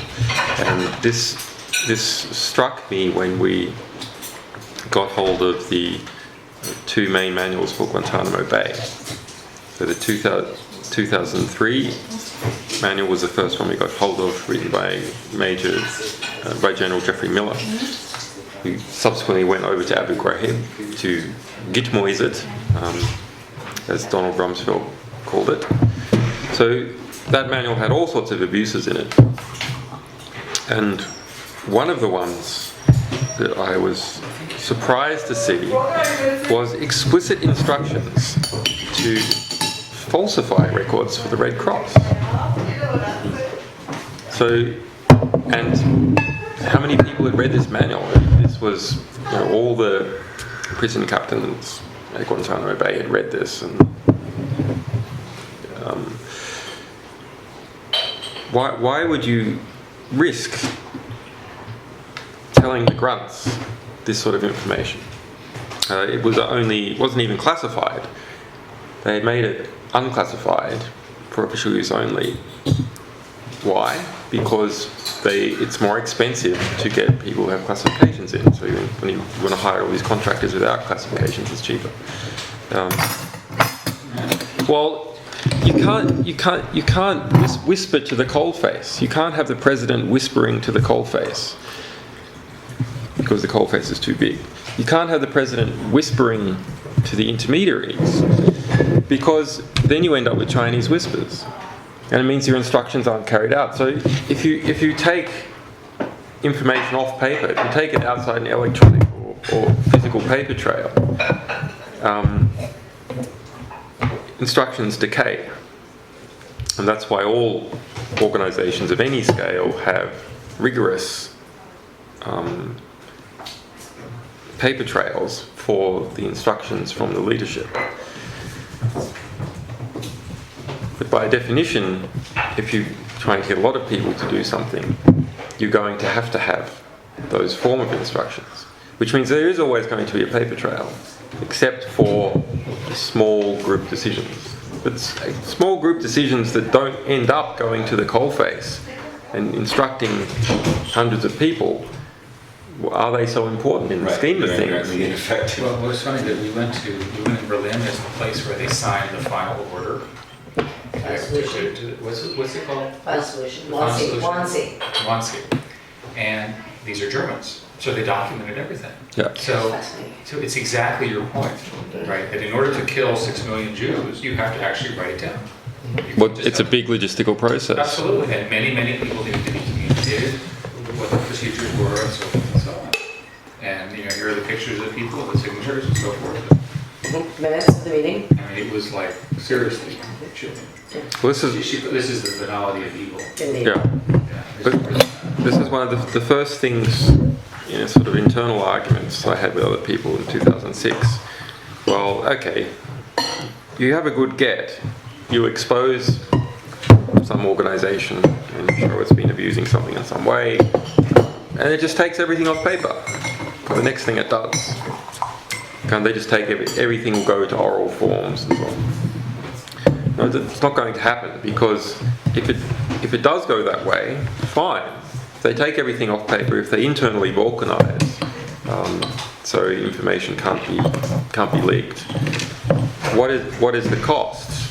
There's a tremendous cost to the organisational efficiency of doing that, and that means this abusive organisation simply becomes less powerful in its struggle for economic equilibrium and political equilibrium with all other organisations. This is the inverse of your argument about empowering the dissidents in Egypt. They need a mechanism to communicate. Your argument, by stopping the inability to coordinate at this level, That's right. the inverse of my argument. Yeah. It's literally the inverse of the first one. Yeah. So Your argument would be you have to take those tools away. yeah. Well, I say they take them away themselves in a way. Once things can become public. So why is it that people engage? Why is it powerful organisations? There's all sorts of reasons why non-powerful organisations engage in secrecy, which in my view is legitimate. They need it because they're powerless. But why do powerful organisations engage in secrecy? Well, usually because the plans that they have if made public, will be opposed by the public. And plans that are opposed before implementation often don't get implemented. So you want to wait as long as possible. And then implementation eventually makes them public. But they're very fact that they're being implemented, but it's too late by then to alter the course so effectively. So if we get out, so an organisation, on the other hand, that is engaged in planning behaviour, that if revealed is not opposed by the public, it doesn't have that burden. It doesn't have that planning burden where it is forced to take things off paper. So this will be an efficient organisation, and this will not be an efficient organisation. And in the mix, as they do economic and political battle, it will equilibrate out. These guys will shrink and these guys will grow. Is that your fundamental justification, do you think, for what you're doing? Fundamental justification is that there's really two. First of all, the human civilization, in its good part, is based upon our full intellectual record, and our intellectual record should be as large as possible if humanity is to be as advanced as possible. The second is that in practice, releasing information is positive to those engaged in acts that the public supports and negative to those engaged in acts that the public does not support. So it has a self-restraint, Yeah. form of restraint. Well, it can create a redress for an act of injustice that is revealed, and that's nice. But the larger effect is that it creates disincentives for organisations that are to create unjust plans or engage in unjust acts. One more follow-up question. In 10 years, right, what does this world look like? In other words, if you extrapolate this argument. Well, we're at a bit of a crossroads, you know, it can go either way. So that An optimistic scenario and a pessimistic scenario. So remember Philip Zimmerman's PGP case? Yes. That was just a grand jury investigation. It was moderately serious, but actually he wasn't convicted. No one at that time was being convicted. They were investigated. It changed the behaviour of tens of thousands of people who were involved in choosing to put cryptography into programs or not. All sorts of tortured copyright assignments and inter-software company structuring arrangements and how code was deployed were engaged in just from that negative signal of the grand jury investigation. So what that means is that signals about what behaviour is acceptable, what behaviour you can get away with, and what behaviour is beneficial to individuals engaging in it, and what behaviour is not, changes how many people behave. So we're at a crossroads now where those organisations that are fighting against those people who want to be able to publish freely and disclose important information to the public.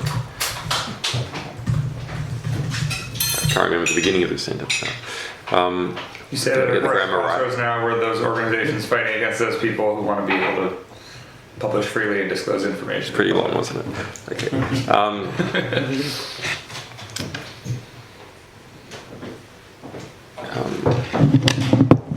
Could produce, if successful, a signal which discourages everyone, almost everyone, from engaging in those activities. Or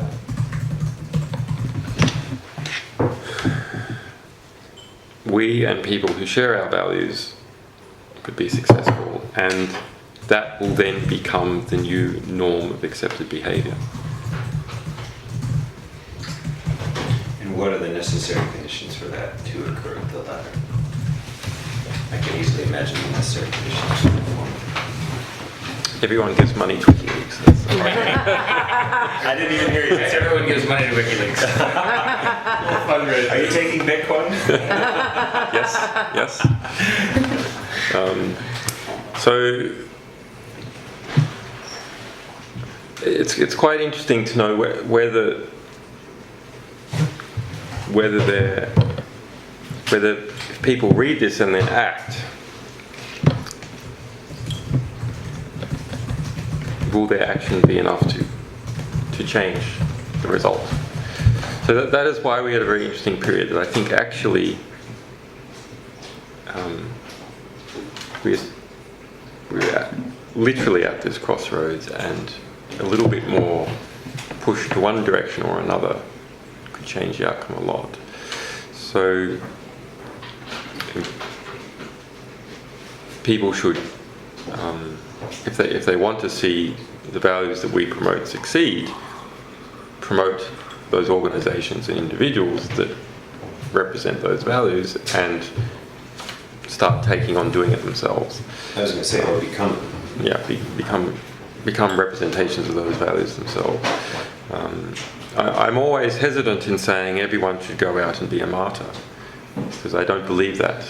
I believe the most effective activists are those that fight and run away. Actually, not those who fight and martyr themselves, but those who fight and run away and fight another day. So that's about judgment, when to engage in the fight and when to withdraw. So to preserve your resources for the next fight. Would you make the argument that fighting and running away is not that, like physically fighting and running away is not that different from fighting anonymously? So long as you're sufficiently confident that your anonymity... If you have perfect anonymity, you can fight forever and don't have to run away. You pre-run away. Yeah. Yeah, it is in essence pretty running away. Well, you can lower the courage threshold. I mean, that's one of the nice things that anonymity does. But maybe it's not the right way to put it. I mean, people often say, "Well, you were tremendously courageous in what you're doing, etc., etc." And I say, no, you misunderstand what courage is. Courage is not the absence of fear. Only fools have no fear. Rather, courage is the intellectual mastery of fear by understanding the true risks of the situation and opportunities, and then keeping these things in balance, and not simply having prejudice about what the risks are, but actually testing them. Because there's lots of sort of myths that go around about what can be done and what cannot be done. Actually, it's important to test. And you don't test by jumping off a bridge, you test by jumping off a footstool and then jumping off something a bit higher and a bit higher. Can I say a follow-up to that? And it goes back to what Scott was asking about the relationship between the person providing the information and the person receiving it. If we look at all the different societies around the world, presumably not everybody's starting on the same level playing field. There's some people that have a just greater education of the risks associated with using these tools. There's some people who are going to provide information in societies where the governments aren't as vigilant. There's some where they're very vigilant. And it would seem that a place like in Iran or in North Korea, where the combination of very vigilant regimes with populations that are still relatively new to these tools and the risks associated with them may not be able to actually have that understanding of the true risks of the situation and opportunities that you're mentioning. I think they're capable of learning like everyone else.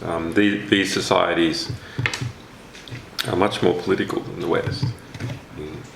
People like to talk about politics over dinner every night. So I'm not sure it's right to take this Western eye and think that these people don't understand the lot that they're in. Also, the extrinsic risks might be higher. The other risks associated with conducting a political life may already be quite high.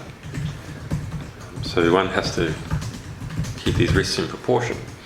Also, the risks, the potential rewards are much greater. And that one might be involved in some very grand historic moment and then become swept up in it. And because we all only live once,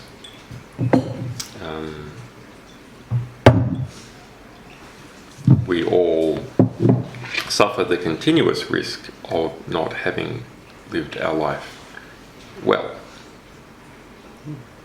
every year. Every year that is not used is 100% wasted. It's not a risk of that, it's a dead bet. As an aside for you, so I was with Warren Buffett, and it was 78. And I said, what are you up to? He said, this next year will be the best year of my life.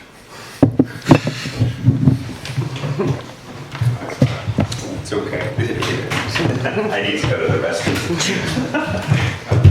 Just go upstairs.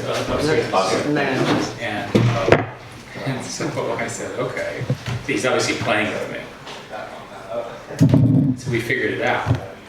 That if you're 76, the next year is going to be the best year of the rest of your life. Because at some point, there's going to be a year where it's not going to be so good, and then you're going to be dead.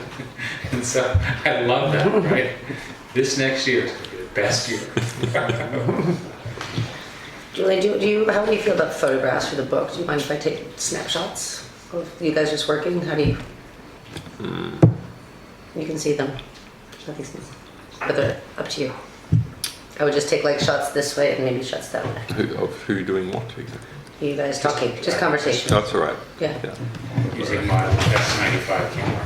Yes, exactly. It's a very high-tech operation. Just don't say anything anti-Semitic in the next few months. Anti-Semitic. We would never say anything anti-Semitic. No, just the last this Russian journalist came over and took a photo with me, and then he's a sort of, his name's Israel Schmidt actually, so he's as Jewish as can possibly be, but he converted to Russian Orthodox and is very, very anti-Judaism. Okay. And so he then put this thing out in Russian Reporter or something with his photo with me, and then I started to cop it, like in the most unbelievable way. You and I both understand the costs of negative publicity. This is just a joke, but I know you have been well tested. I am very well tested, very well behaved. Where are you going? This way. It's not supposed to be staged. Try to look proper, interact with each other. Now you messed up my picture. Oh, sorry. Okay. Anyway, the other sort of, I think one of the criticism that is constant is that damage has occurred because of WikiLeaks. I can't find it yet. Do you have a reason? Well, it's a rhetorical trick. Okay. So You understand why I'm asking? yeah. There's I'm trying to understand the case against your vision. Yeah. There's a Obviously, we're sympathetic to, so. up until collateral murder, we were a cause célèbre in the United States. Actually, we're still a cause célèbre, but it's in a smaller libertarian or left-wing Yeah. Yes. or libertarian right-wing community now. But and across, according to Reuters, across 24 countries, we have over 3/4 support of the general population of 24 countries. It's the worst in the United States. So we have support over 40% of the population, which is pretty good actually, considering what's been happening. So as a result of embarrassing the US military and the diplomatic class, we have had a counterattack, and that counterattack is significant. This is a very significant power group, and it's a power group that is not just at the top of the White House. It's not just a few generals. Rather, it is all the people connected to and profiting from that system, and that's about a third of the US population. So all the way from Chelsea Clinton down to someone in the gutters of San Antonio whose brother is deployed in Iraq. There are 900,000 people in the United States with top secret security clearances at this moment. There are 2.5 million that have classified security clearances. If we go back over the past 20 years and ask how many people had security clearances, maybe it's, 15 million. If we then go and look at all their spouses and business partners and children, we're looking at something like 30% of the population of the United States is 1 degree removed from that way of living and that ideological structure and that patronage system. So it's quite difficult in the United States to say something that is against that system. And the New York Times has found to its peril when it tries to speak out against it. And so in its relationships with us, when it published material, had to react very defensively in a way to someone outside the United. I think even traditional US journalists think this. It is sickening to see a newspaper of any strength saying literally how pleased those words the White House was with its behaviour. So if we look at the attacks on us, they always talk about the words placed people at risk. But risk relative to what? Right now we are at risk of a meteorite passing through the roof of this house and killing us all. That is a risk, it is true. But is it a proportionate risk? Is it a risk that is significant enough that is even worth speaking about? Well, the answer is no. Similarly with the word possibility. There's a possibility a meteorite could descend on us all in this moment, but it is not a probability.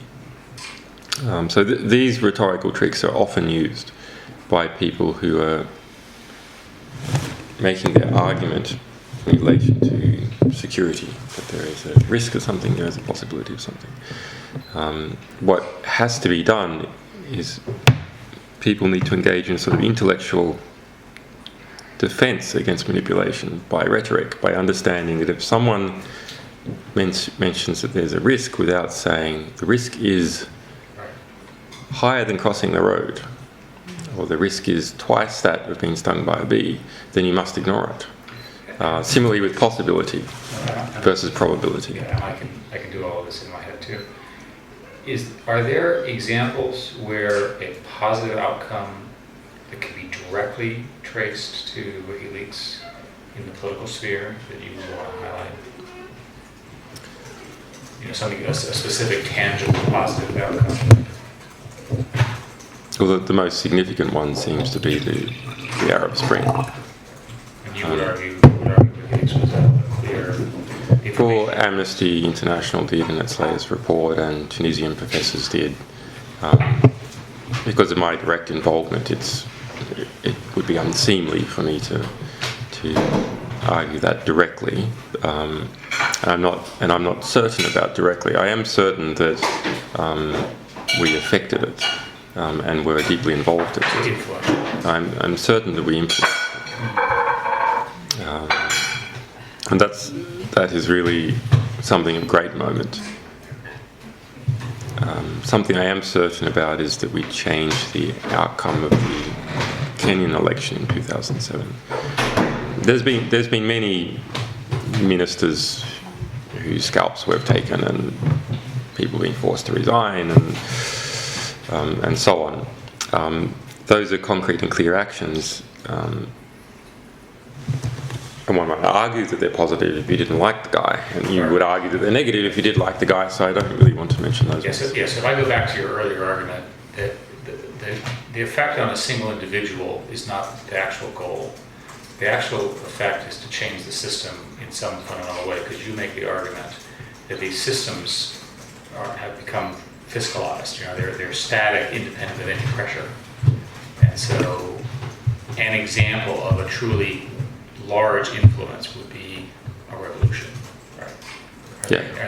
Well, it's something that is... You can make many large influences without these sort of dichotomatic events.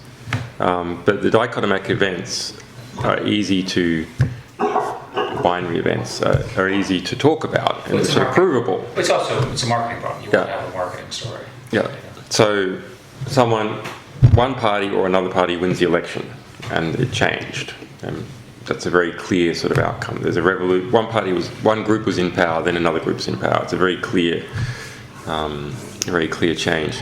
I suspect the other changes that we have had, such as liberalisation of the publishing environment, I suspect is actually the most significant one that we've been involved in, and something we've pushed for many years.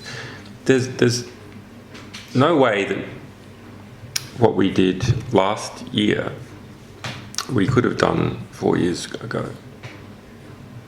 It would not have been possible. How come, technologically, or in terms of... Technologically, it was all perfectly possible. The difference is a shift in status quo. WikiLeaks became the status quo. So, and that wasn't always so. During the first 2 years, we were battling for whether we were something that was acceptable to be on the internet or not. After 2 years, and especially after the Bank Julius Baer case, where we were involved in a big legal case in San Francisco. On the one hand, us; on the other hand, the largest private Swiss banking concern, Bank Julius Baer, that was trying to shut us down, which we conclusively won, and cost them their US IPO as a result. That sort of sent out a signal that there is a place in the world for a publisher like WikiLeaks. And then we started to cement that place as time went by. And now we have really cemented it, because we had a case where the Pentagon stood up in public and gave a 40, many times actually, but back in October, gave a 40-minute press conference with their spokesperson Jeff Morrell, saying that WikiLeaks must, and me personally, must destroy everything we had previously published, being derived from the Pentagon, destroy everything we were going to publish, and cease dealing with US military whistleblowers. The precise phraseology used was return everything that we had ever published, return everything we were going to publish, and cease soliciting information from US military personnel or US government personnel. Or the Pentagon would compel us to do so. And when asked by a journalist at the press conference, what mechanisms do you have to compel them? The response was, well, look, this is the Pentagon. We're not concerned about the law. That's perhaps a matter for the Department of Justice or the Attorney General or something. When you watched that, did you get the impression that there was just an unbelievable level of naivete or lack of understanding about the actual technology and technical aspects of this that would make that impossible? I did, but then I later on developed a more sophisticated understanding of what was going on in that press I conference. actually started out very unsophisticated. So what was actually going on is this was a carefully. I mean, it seems ridiculous. Why would the Pentagon act like a victim? Why would they look so ridiculous and powerless? Why would they give a demand that they were not capable of fulfilling? It would make them look weak. It was a carefully constructed legal message designed to embroil us in the US Espionage Act. It was a notification, like you see in the newspapers. We demand that you do this. This is the type of information. It will cause grave harm to US national security. We make it a press conference so we can argue that all those WikiLeaks people have seen it. Then the next thing they publish, they will demonstrate intent. So despite the fact that they have been informed that it is this, and this, they did it anyway, therefore they have an intent, because you can't accidentally commit espionage. That's why they're concerned with the past and not just with the present. Because there has to be a pattern of practice, and as long as each instance is a fresh instance, then there is no pattern. Yeah. But in saying no, which we did quickly, actually before we understood what the legal trap was, but in saying no, and then in relatively short order producing the Iraq war diaries, and it's one of the best things we've ever done.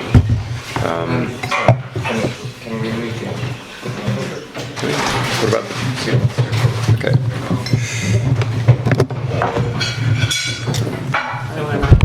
I wasn't going to steal it, but I'm just going to bring it. Moving into other room. Censorship argument related to thing. Increasingly using WikiLeaks information as a source, and done, sometimes done without even mentioning that it was a source. Sometimes, They don't do it. It's a They don't do it so much sociology of anymore. information, which is In the fascinating. beginning, they wouldn't. Now they do. Right, It gives them more prestige now to say that it came from us than to. I know. Funny, isn't it? I know, it is. You It did also is, one for it is. one reporter. I'll just show you something funny. Yeah. Julian, this is spectacular. I'll just show you something. Do you like our slogan? Keep calm and Keep carry calm on. and carry on. That's Second World War. It was, that looks like an original one, though. No, we were admiring It's not? pictures of all of the owners' ancestors. So these are Vaughan's ancestors. That's Vaughan there, my friend. So yeah, this is Vaughn. Okay. That's from Afghanistan earlier this year. And he's a sort of a reporter type, right? He's a war reporter. I'm sorry, who is this? This is the owner of the house, my friend Vaughan Smith. Oh, right. Um, I've been to his club.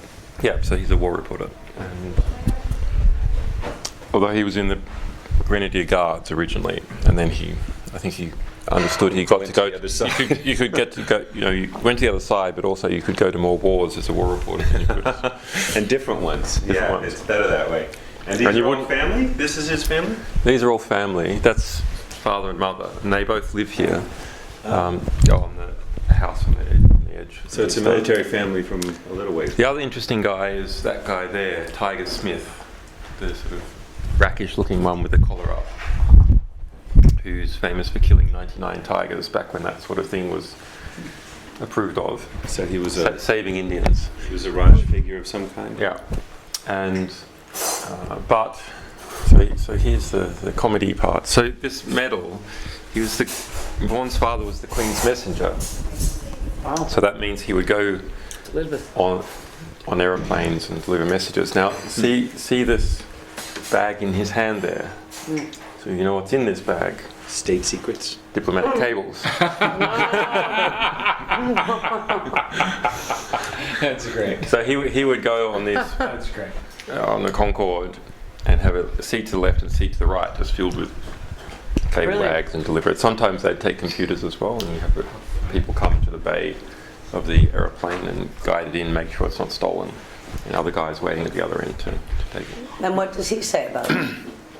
Well, he's sort of horrified on the one hand and deeply pleased on the other, because if they just used him, none of this would have happened. Well, and before you guys came in, he's saying that you've been here for about 6 months, 8 months. 8 months, yeah. So this is your home. What's a lovely place? I got these this morning from, because I have to go to the police station every day. Unfortunately, I get crazed fans turning up there. Oh, really?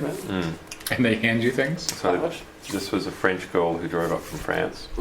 Really? How far is the... I've had girls drive from France, Catalonia, Norway. Didn't drive from Norway, flew from Norway, Amsterdam. I had a guy from the US sold his boat and came over here. Captain Morgan. How far is this police station? Sounds like about 2 About 15 minutes, 20 minutes. Wow. It's pretty funny. The woman from Catalonia was the most amusing. So she turned up at the Frontline Club and tried to convince them that she was WikiLeaks star Spanish programmer. And of course, they're not knowing anything about programming. It's like she just gave some techno babble, and like they assumed it was true. And then after a while, they're like, "Yeah, well, you can't really see Julian. He's in seclusion." But okay, so I put her up for free for one night, and she had this habit of sort of listening in on a bit of conversation and then sort of reincorporating it into a story. And like saying, "Oh, I know this person. Oh, look, there's so and so." But within 2 days, this had all come undone, and she'd been sent along. And then 2 weeks later, there's a phone call saying, "Oh, so 2 weeks later, I'm here, and the police come to the door, and they're saying, 'Do you know Ruth?' Ruth who? Your fiancée?" No. Well, she stayed at this property all night, and she says that you were going to pay the taxi bill. And I'm like, "What taxi bill?" So it turns out that she had come from Catalonia to London, got a black cab from London to the pier, £500. She had £50. Convinced the taxi driver that her rich, famous fiancé would pay for it. They were just in a bit of a dispute at the moment, but it was sorted out in the morning. Then she had gone to the edge of the property and convinced them that she was my fiancé, and the taxi driver wouldn't go because he wanted his money. The people at the edge of the property put them both up for the night. At what point do you just pay her for the creative vision? For the entertainment. I mean, it's just so creative. It's almost impressive. And then she was eventually arrested for fare evasion, because no one going to pay the bill. Bailed to appear on February 14, Valentine's Day. With bail conditions that she couldn't appear in Norfolk, so she flew back to Catalonia. But then we see that on her Facebook page she's still going on about how in love she is, and that these terrible women that lived here prevented her from coming in contact with her. Oh my goodness. Proving that everything on the internet is absolutely true. Every single fact. That's Especially evidence. Facebook. Especially Facebook. Everything is true.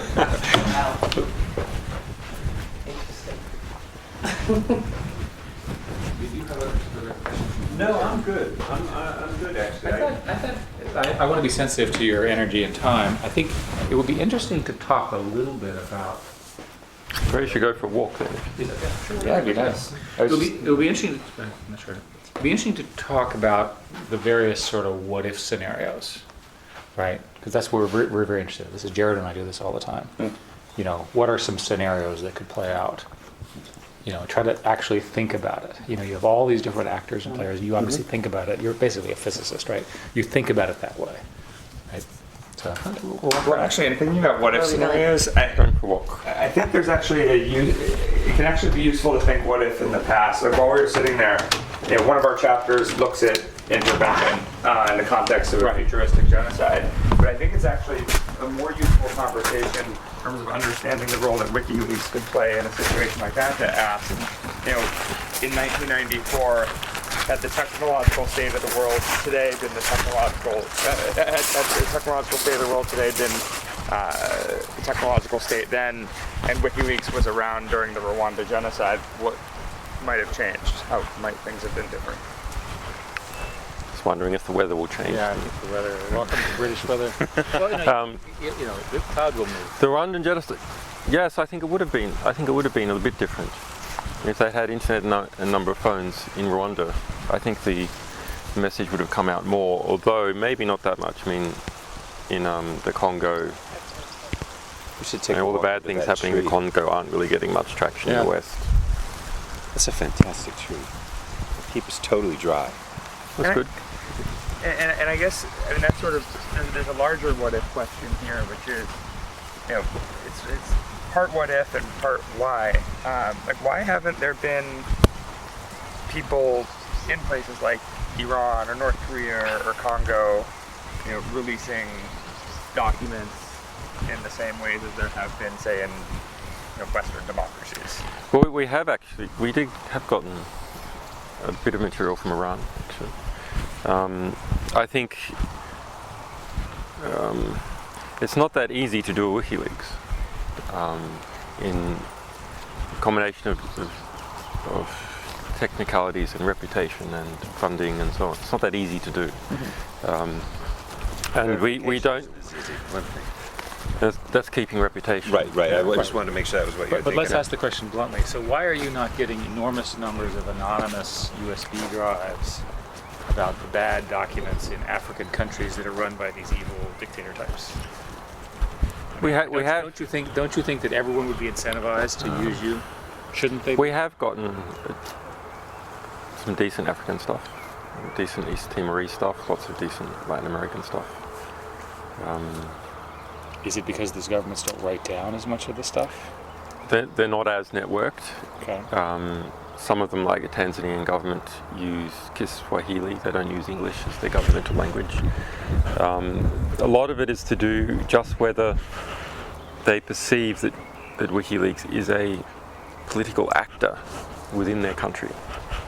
So for East Timor, once we started doing a little bit of East Timor, we got a lot more East Timor, and then the sort of flood opened up, and it just became routine for them to give us material. But they need to perceive that we are part of the community.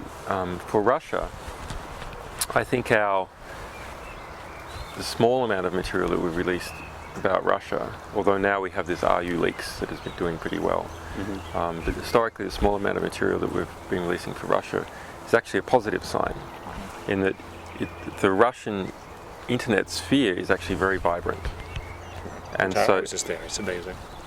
yeah. So it feels that it doesn't look outside so much. Why would it look at an English language website like WikiLeaks? I mean, it has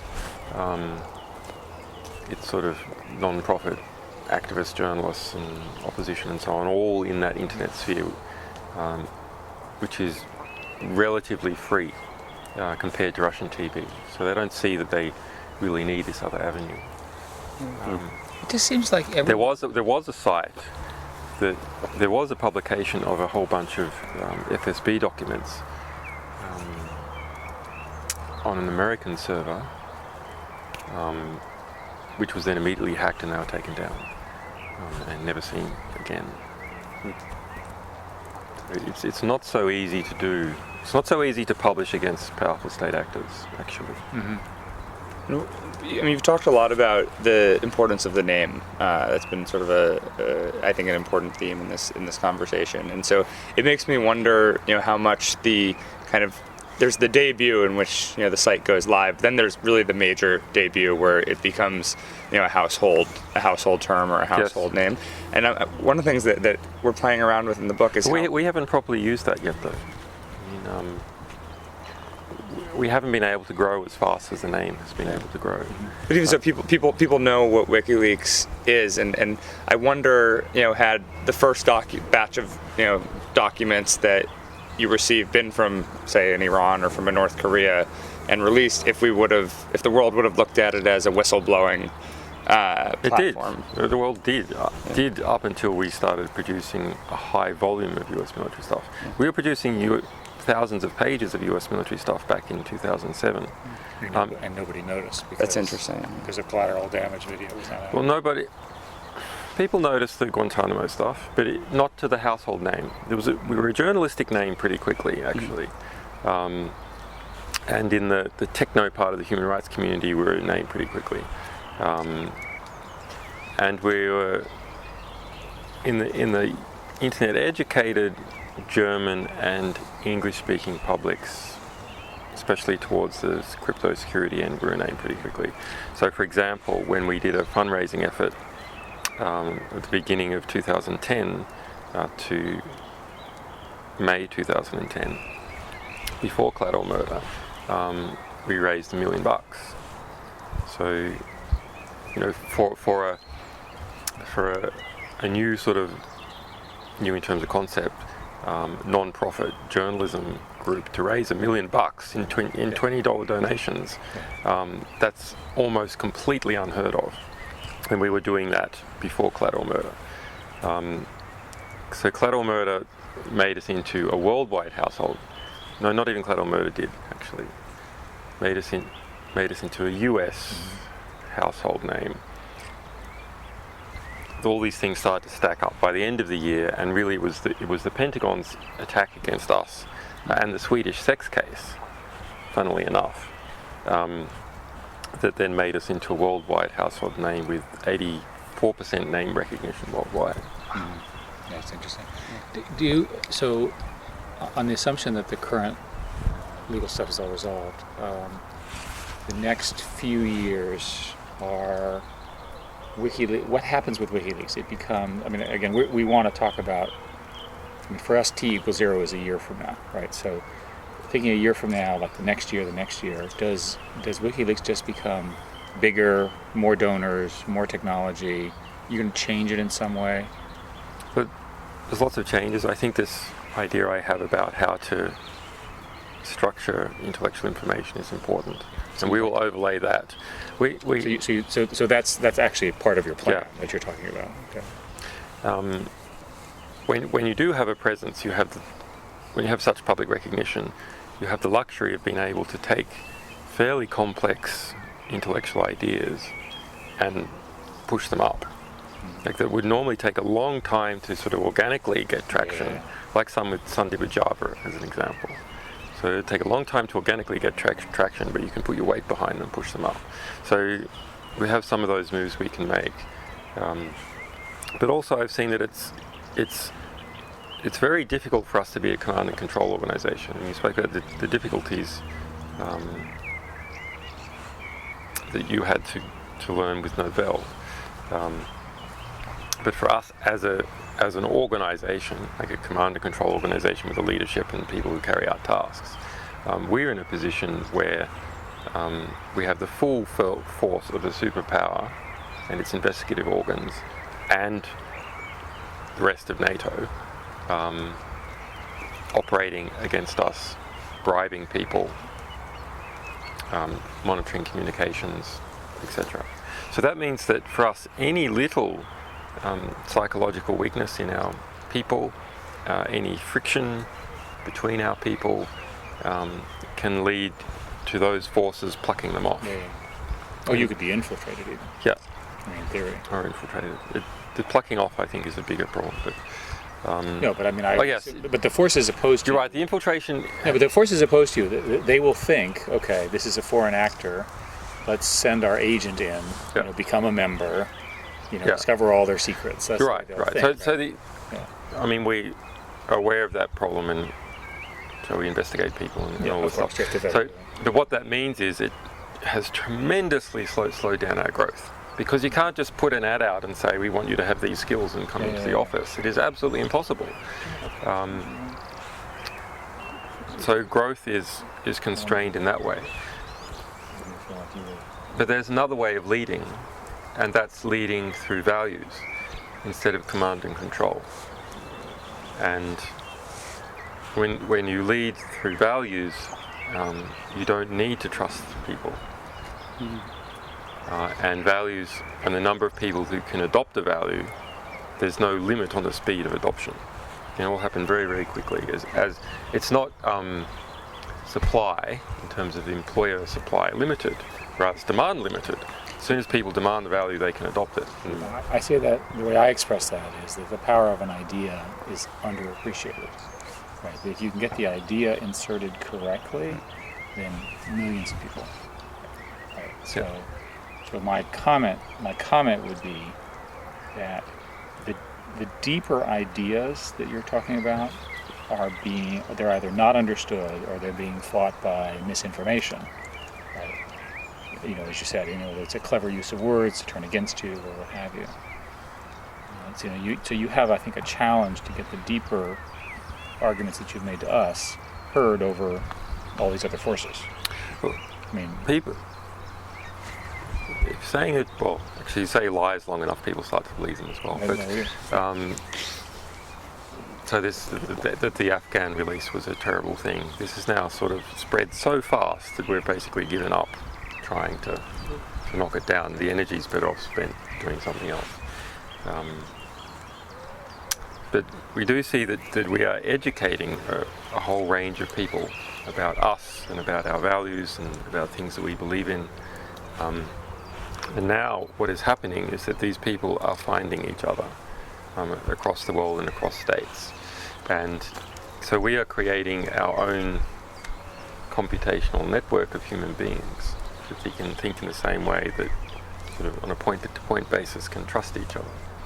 And so we started out last year in a position where we had this big confrontation with the State Department and the Pentagon at the same time, where one of our few claims to success is that we've managed to get the Pentagon and the State Department to cooperate. Where they as internally were highly organized. They have their contact sheets, they have an internal mail system, and they have a command and control structure where they can task people and recruit resources for things. And they have people available to spend on us. Maybe there's 10,000. So that's, in that particular case, the people that are pushing against us. On the other hand, on our side, we have millions of people around the world who support us and support our values, who are, on the other hand, traditionally completely atomized. There's no command and control structure. They're not able to effectively coordinate with each other, and so on. So that's the starting condition. But of course, an organization starts to form with these people as they find each other locally and as they discover each other, and they become optimized. That network of nodes starts linking up and becoming more and more efficient at comprehending its environment, planning for action, and then acting. So there's some plans we have to potentiate that. So they're probably out by then. So we're going to take these graphs of several million supporters, and do you know what simulated annealing is? So when you have an alloy, rather when you're trying to make an alloy with two different metals, and the idea is you put these metals together and you mix them together, and they settle, the molecules of the two different respective metals settle into an arrangement with each other where they are in the sort of tightest attraction to each other, the lowest energy state. And to get them into this state can be quite hard, because if one molecule might be buddied up with another to its left, but the strongest arrangement might be if it joins the molecules to its right. But it's already close to the ones to its left, so it has to it needs a kick to get out of the position it's in and into this new position. And so this is called annealing, and you'll see that when people are making these alloys, they will melt the metals together, pour them, and then let them cool a bit, and then heat them up a bit, let them cool a bit, heat them up a bit, not so much each time. And they might even do things like smack them and hit them, so they might actually physically smash them. So we have the system we are developing where we will put all these people into a network which we will anneal using a simulated annealing method, so that there is the tightest possible human arrangement between these million people. Around the set of principles. Around the set of principles, that's the unifier. I see. And then we have an efficient computational, in terms of human computation, efficient computational network which can observe, plan, and act. So another criticism, I think, is with respect to WikiLeaks, you were careful, according to reports, to work to redact sensitive information. As I understand it, there was an editing process. Somebody had to build a specialized search engine because the documents were so complicated. There was a fairly lengthy review period with the mainstream media, et cetera, et cetera, et cetera. And that's all, I think, fairly well documented. Now imagine another person, not you, who does not have the same values, but has the same technology, because the technology is obviously copyable. What happens when there's more of them than there are of you?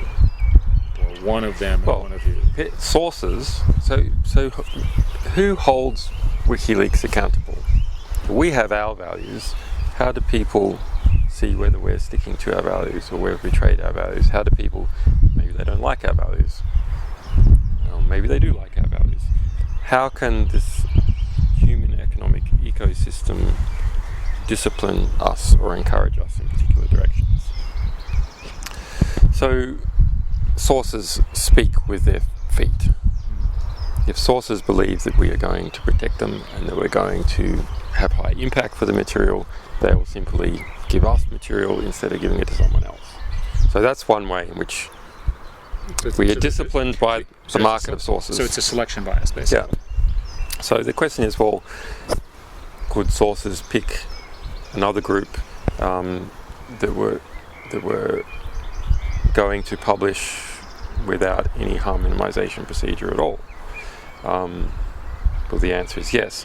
But one has to understand the primary reason we engage in harm minimization procedures.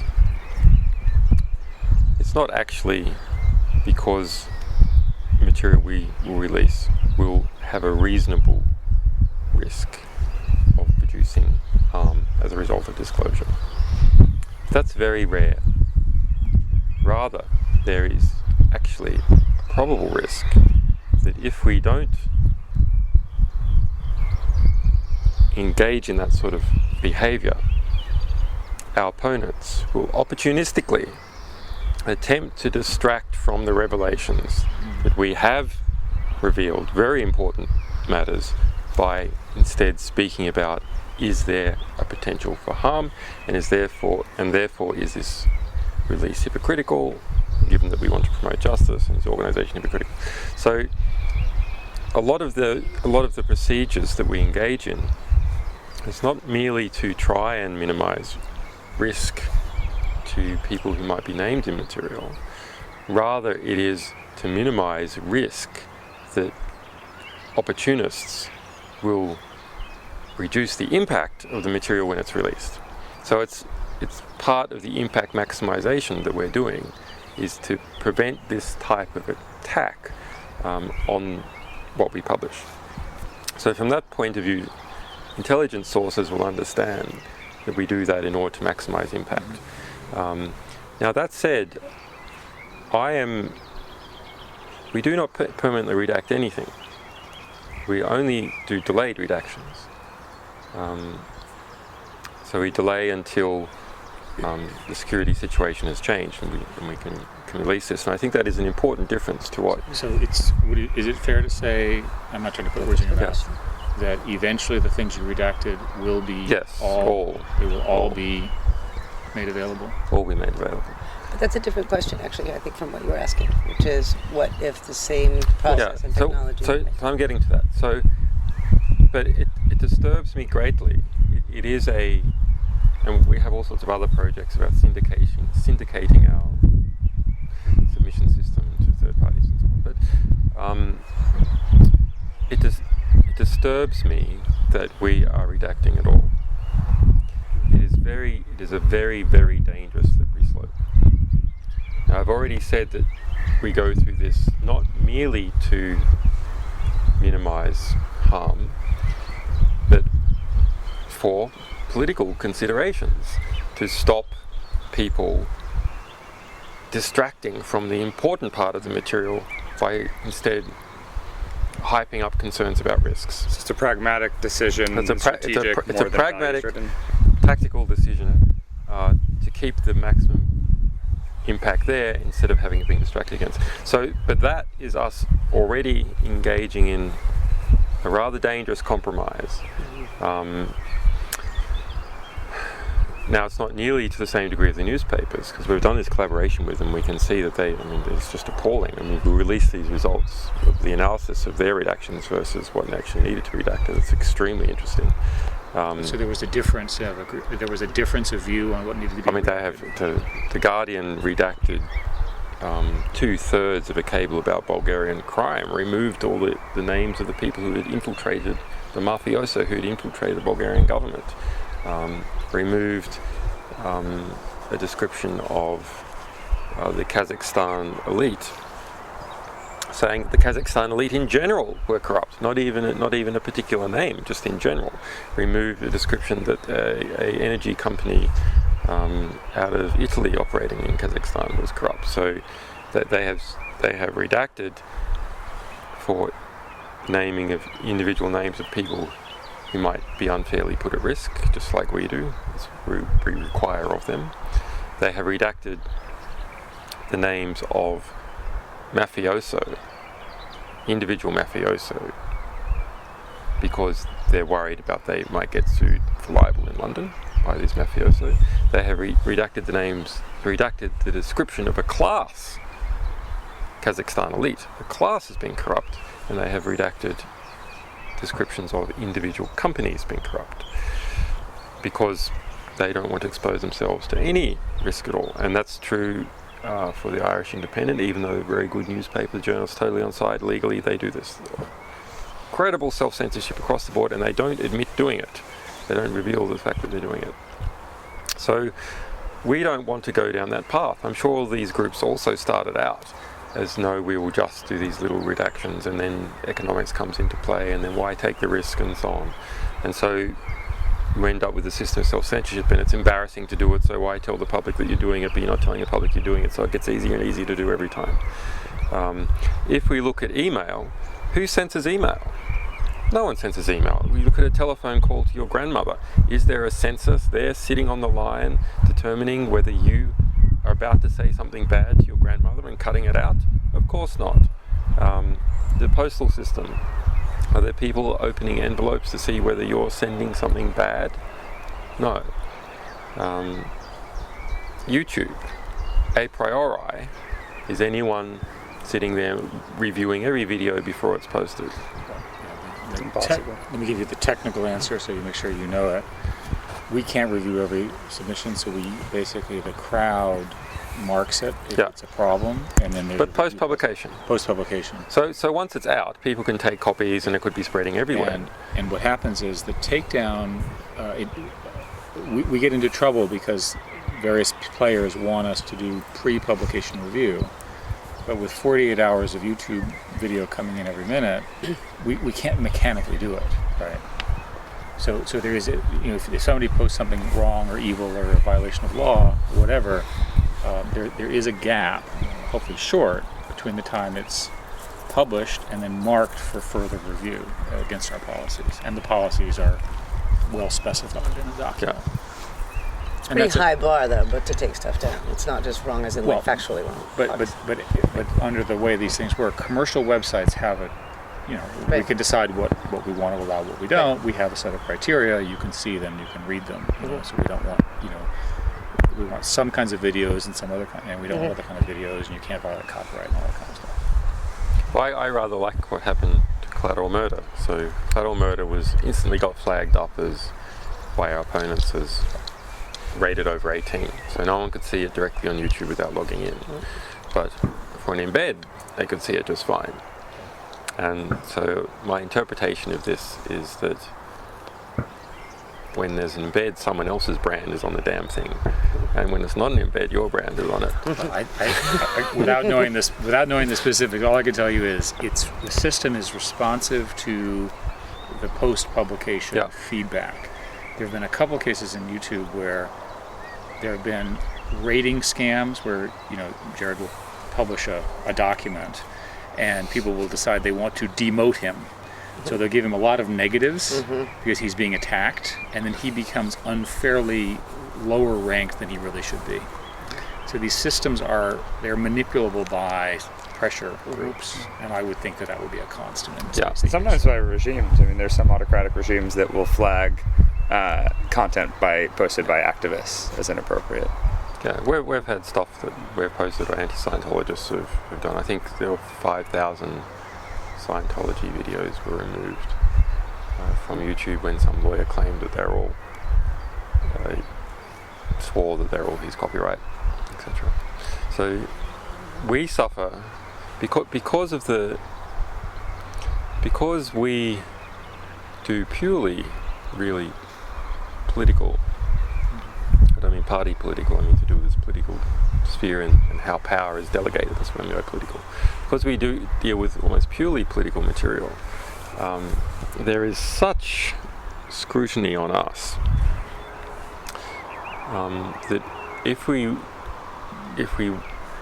at least at this moment, if we were to go to a publish first, pull later, they would go, oh well, it's too late. You put it all out there. Now there's 1,000 copies. Again, you have a different model, right? You require human editors. Well, it's a problem though. It is a severe problem because it means in terms of scalability, things are very hard for us, and so that's why we have this new syndication system where we're syndicating the editing to various non-profits. But you're fundamentally outsourcing the human judgment. Yeah. Because it's not possible today to write computer algorithms that would do this stuff. Well, I think that this human judgment actually is more. Yes, there is some cost to publishing without vetting, but actually the problems of vetting before publication are so severe that they are much greater problems. And if you had to choose between these two, you would choose publication without vetting. So that's also interesting to I think us. That says you would fundamentally prefer. You're so concerned about this human judgment and the possibility of bias. Then you expose yourself. We'd ask for someone to do it. I mean, we'd ask the weight, if you like, on the people giving us material. You exercise your judgment about what you send us, but everything you send us, we're going to publish. Otherwise, we will be compromised, and other people will also try and. Once they understand that we have a lever to determine what is published and not published, people will try and get that lever by levering us. I want to make sure we've got Jared other questions, Lisa.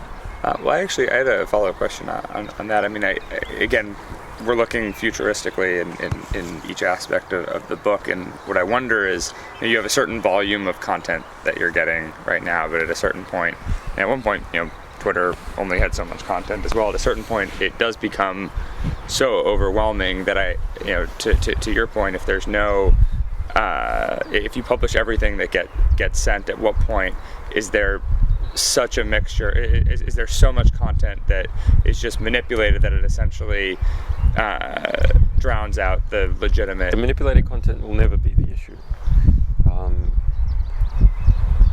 Although there is something to be said for having a perfect record, which we do at the moment. But manipulated content will always be an insignificant quantity of material. And the reason is it takes economic work to manipulate content. To do it well, you need someone who's even more intelligent than the person who would have created the original document, even more informed. And if the whole document is going public, this is not like a news story where you give the journalist manipulated content. You have to fool all the opponents and everyone else in the world with the material. It's a lot harder. So, and at the same time, every organization generates a mountain of paperwork and internal records just by virtue of its activities. So all those records are produced for free. So the legitimate content will always outweigh the manipulated content. The problem is that a small bit of manipulated content can devalue the large amount of unmanipulated content. Can I disagree with you on one point? I fundamentally believe that disinformation becomes so easy to generate, and because complexity overwhelms knowledge, that it's in the people's interest, if you will, over the next decade to build disinformation generating systems. That it should be true for corporations, for marketing, for governments, Yep. and so forth. And it just makes the job for a legitimate journalist that much harder, right? Because there's just and you know, your answer earlier was that this is fundamentally a trust problem, which I think is roughly correct. I would argue that it's fundamentally a ranking problem, but ranking is based on trust and other algorithms. It's the same conclusion. But I think it's not, in my view, correct to say that there will always be more sort of tactically correct information than a small amount of manipulated. Perfectly reasonable that the actors will see that computer, AI systems can generate a lot of false stuff. You're well aware of, the projects to write papers by computer Yeah, I've and seen things those. like I've that. seen those. I mean, in the sense Everyone technology always is thought that we'd get flooded with those. It never happened. better. You've not. But do you think you Never so happened. I guess We have had literally, if you exclude the nutters going on about how over a garden party one night 12 years ago, speaking to his ex-wife with a pot plant in between them, she told him that he was the Antichrist, and he understood it was true.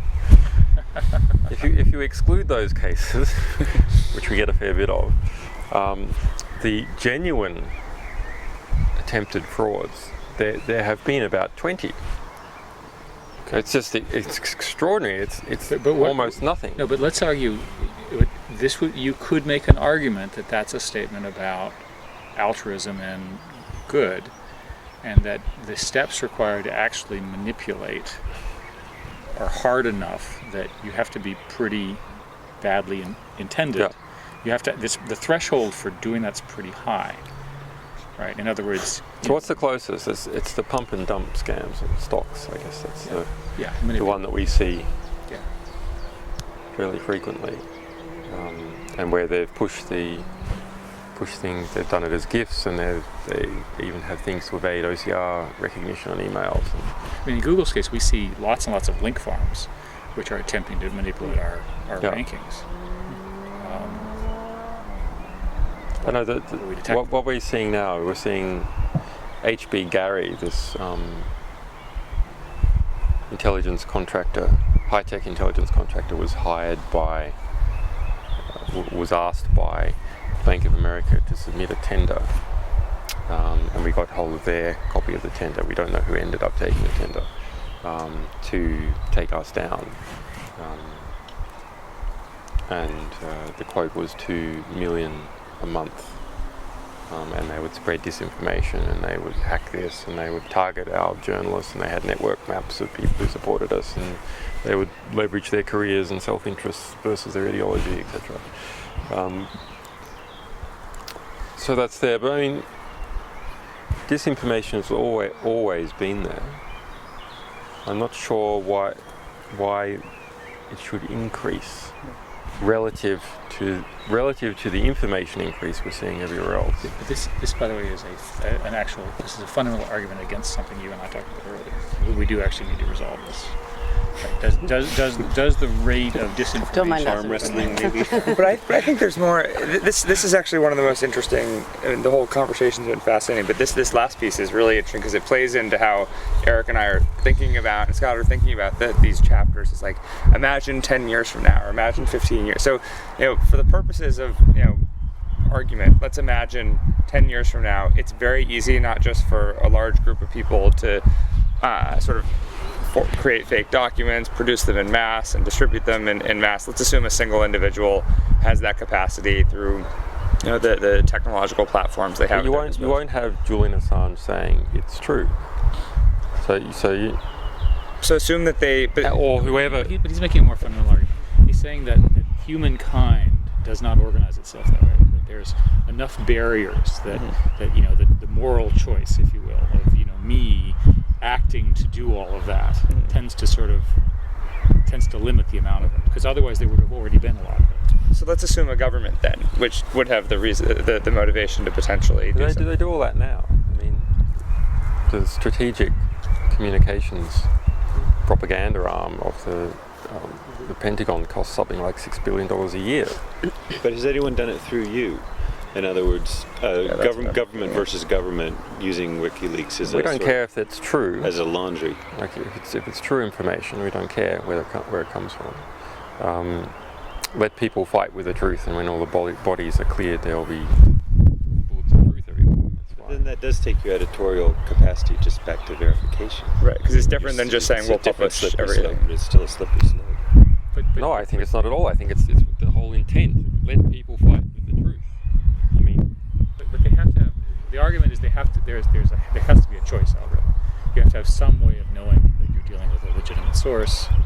Right, And no, the I source understand needs to that, but have- that's why the and source ecology. can choose the Right, publisher. but that's why the ecology is biased against any society where you can't verify. Then those people are left on their own. WikiLeaks can't help them.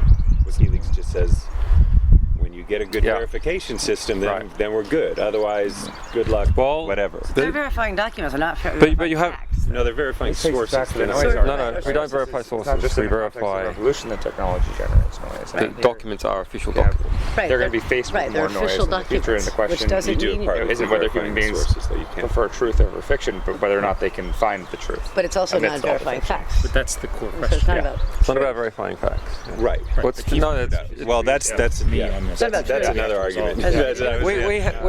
we have published. It's about verifying documents, not verifying truth. Exactly. No, We have published all the fake documents that we have received that were interesting.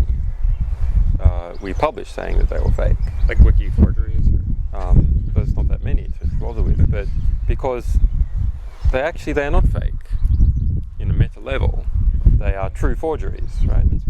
So They're interesting in and of themselves. they're very, very interesting in and of themselves. And so one was attempt to influence the Kenyan election by saying that the opposition had signed a secret agreement with the Islamic minority to introduce Sharia law across Kenya. Sounds ridiculous, but actually it was carefully constructed. So how do you know if they're forgeries? Well, that one was hard because that was a carefully constructed document. But we checked signatures and we found the real one, etc. That was hard work. Usually, it's not hard work. But it requires human capital to do, right? Usually, someone makes an elementary mistake, and there's also incentives for giving us. It's pretty disincentivizing to send us a forgery because we're perceived as being quite good at detecting them, and we make the whole document public. So why wouldn't you just give it to a newspaper? They don't make the document public, and you're dealing with people who don't have expertise in that domain. It's a lot easier to overcome them. Like I said- But anyway, this bigger issue you're talking about of let's say you don't have authenticators like us. Authentication is hard. We can't authenticate the amount of material we're getting in. So we've thought about ways to deal with this, of having a great big mesh of people and information flowing through it, and different people adding their authenticators to it as it flows through, and trying to somehow to distribute and delegate that. And that might pan out. But what if everyone was simply just publishing? Everyone was publishing anonymously, and you had no authenticators. What would happen? Well, to begin with, you just have a flat structure. Right? It's a completely flat structure. Information there. Let's say it's all just addressed by hash or something. So you have this no structure at all. Actually, there's this document, and there's that document, and there's that document. And so you'll have people who want to influence making robots that put a whole lot of garbage everywhere. But it's not tied into any structure. So actually, how does anyone get to anything? Do they hear it from their friends and they go and look at it? They link it into their web pages? It creates an influence graph of one kind. Yeah, so there's some kind of influence graph that you use to get to information. So you can flood the internet with information. That doesn't mean you're going to flood the influence graph with information. That's something that's different. That's the modern story of ranking. I mean, the web is full of spam, but spam gets ranked low because of the influence and link structure and so forth and so on. I think we should see if we can finish up. Okay. As the sun is coming on out. How do you know if you won? 5-1. Yeah. Guess that's the best question of the day. Yeah, how do you know if you've won? But it's not possible to win this kind of thing. This is a continuous striving that people have done for a long time. Of course, there's many individual battles that we win, but it is the nature of human beings that human beings lie and cheat and deceive and organise groups of people who do not lie and cheat and deceive find each other and get together, and because they have that temperament are more efficient because they're not lying and cheating and deceiving each other. So that is an very old struggle between opportunists and collaborators, and so I don't see that going away. I think we can make some significant advances, and it is perhaps it is the making of these advances and being involved in that struggle that is good for people. So the process is in part the end game. It's not just to get somewhere in the end, rather this process of people feeling it is worthwhile to be involved in that sort of struggle is in fact worthwhile for people.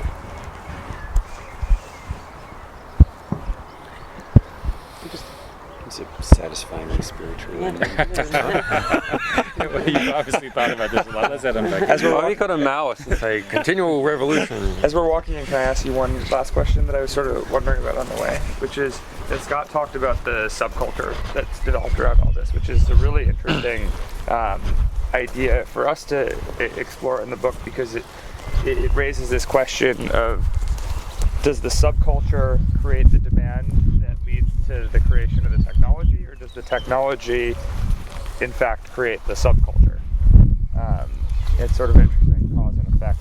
I think you can argue this from both sides, but I think the technology permits the subculture. So once you have a whole bunch of young people who can communicate their ideas and values freely, then culture arises naturally.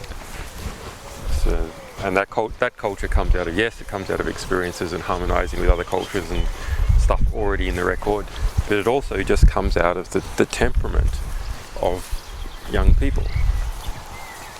The desire to find allies and friends and share in a process and to remove power from old people.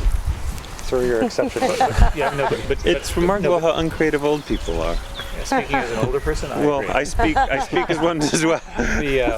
No, but I think part of your intellectual argument is that you start off relatively, the model you're using, the Stanford model, you start off with sort of human values, and then they get sort of co-opted, if you will, my word, not yours, with this sort of status model, that you're sort of forced into the structure of Yes. your stuff, and that the incentive system and constraints sort of put you into this box as you get older, and that's sort of Right, exactly. Right. And with different systems that potentiate different ways of transmitting wealth or communicating values or making some types of group cognition more efficient than others. Right. And you're arguing that if you get enough of this sort of this group that you're identifying together, it in fact is a summary change in these complex systems. Right. It'd be interesting to see whether we have a bit of some sort of state change as well. Yeah. I mean, revolution is a big state change, like everything was in this state and then it collapses into another state. Yeah. And those transitions happen very quickly. It'll be interesting to see whether we will have a broader, general, globalized cultural change that has this fast transition. It's possible. Yeah. One thing I have learned is things happen fast because of globalization, Right. right? Because everything's interconnected. Yeah. Didn't used to be true. So information, money, and wealth can spread around. I mean, that's one of the. I mean, the big issue with globalization is that you can be an arsehole and move your money elsewhere. So fast EFTs, fast wealth movements, fast signing of contracts, which are a type of wealth movement. These encourage opportunism, because if political sanction, if money can move faster than political sanction, then you can just keep moving the money through the system and growing it as it moves through the system, have it become more and more powerful, and by the time the moral outrage comes to stop it, it's too late, it's gone. So what's happening now on the internet is that political sanction, by political I mean the way I use political the way Australians use it, by the way, which is, it's not about Oh, is that Australian? it's not about party politics, it's Yeah. just The body politics. the body politic. So political sanction is now able to move a lot faster than it did before, and possibly as fast as money. Not in any individual transfer, but in the complex structuring arrangements you need to make transfers. These can take a while. That's everybody ready? Let's move on. You're going to think of another question, Eric. I have lots. Julian, you've been so generous with your time. Really appreciate it. Do you have a bracelet? I do, on my leg. Yep. It's not a bracelet, it's a manacle. A man. Good conversations do tend to go on. And just out of curiosity, so as you get ready for this sort of next court thing you have to go through, unfortunately, the legal team comes over and visits every day. Kind of thing. Well, you can't come over every day out here from London. But did this, I did 8 hours travelling per day. Actually, I fired part of my old legal yeah, I team. just saw that. Because- you end up like on the phone a lot. And, Well, what ended up happening is that they were charging, after promising not to, £730 an hour to sit on that train coming out from I see. London. But I was rather unhappy about it. But at the end of the day, do you end up having visitors every day, basically, or is this relatively? There'll be my staff or Yeah. so on. Yeah. More interesting visitors every week or something. Okay. Well, I hope we have been at least a distraction from all that. So we wouldn't mind a leak from Google, which would be, I think, probably all the Patriot Act requests. Yeah, which would be illegal. Depends on jurisdiction. Da, da, da, da, da. We are a U.S. There's higher laws, First Amendment, you know. No, I've actually spent quite a bit of time on this question because I'm in great trouble because I've given a series of criticisms about Patriot 1 and Patriot 2. Because I think Yeah. they're because they're non-transparent, because the judge's orders are hidden and so forth and so on. And the answer is that the laws are quite clear about Google in the U.S. We couldn't do it. It would be So illegal. we're fighting this case now with Twitter. We've done 3 court hearings now, trying to get the names of the other companies that fulfilled the subpoenas to the grand jury in the US. Twitter resisted, and so that's how some of us became aware. They argued that we should be told that there was a subpoena. I wasn't told, but This is concerning you. yeah, me concerning personally. WikiLeaks, yeah. Yeah. But 3 other people were told. But we know there's at least 4 other I can companies. certainly pass on your request to our general counsel. Tell them to argue that we should be told. So your specific request is that Google argue legally Yeah. that WikiLeaks as an organization should be informed, Or any of the individuals. or the individuals, if they are named in a FISA. Yeah. Okay. Yeah. I will pass that along, Great. and we'll see what comes And back. tell them to bring back all the other ones as well. We're into the restroom. Why don't we all sort of figure out what we're going to do next in a minute? But let's let Julian get back to actually running the empire. he's good. You have the other thing is in terms of running WikiLeaks. I keep asking. I'm just curious. Running WikiLeaks, are you able? I mean, you have a staff, right? So you have to talk to them. Yeah. Right? You have to call them, and Yeah. I mean, I assume you could do email and all that. No. I don't use email. because it's It's bugged. too dangerous. And encrypted email is possibly even worse because it's such a flag for endpoint attacks. It's like attack that endpoint. There's an encrypted. But we do have encrypting phones, and unfortunately they don't work in all countries. But the SMSs work in all countries. So, but when you speak with a staff member, it would be typically on the phone or in person? Typically in person. Typically in person, you'd ask them. I've kind of gotten like Osama bin Laden now. How big is the staff? Excellent. It's about 20 people. Yeah. But roughly then, if I were to describe it, people come and visit, you're using technology carefully to manage things, and you're well aware of people watching you and so forth. Given Yes. Yeah, and that's been true for a while. I think Yeah. in reading about it, Yeah. it's not. That's been true for at least a year and a half. Well, there's been various times. I mean, one of our people was ambushed by a British intelligence in a Luxembourg car park in 2008, early 2008. So that was the first What did they do? concrete. They followed him there to a supermarket, and when he came out of the supermarket, they were waiting by the car, and said,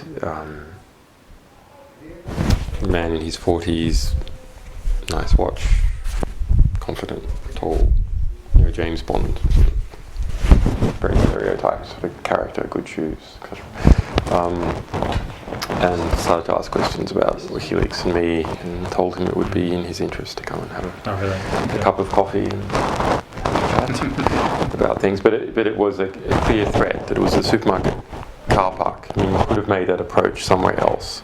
It was made in the car park of the supermarket. Did he identify himself as British intelligence? No. The acts. I mean, there's no one else like that who would be interested. And he was told by our guide that our guide wasn't interested in me. See you later. Yeah, Sorry, buddy.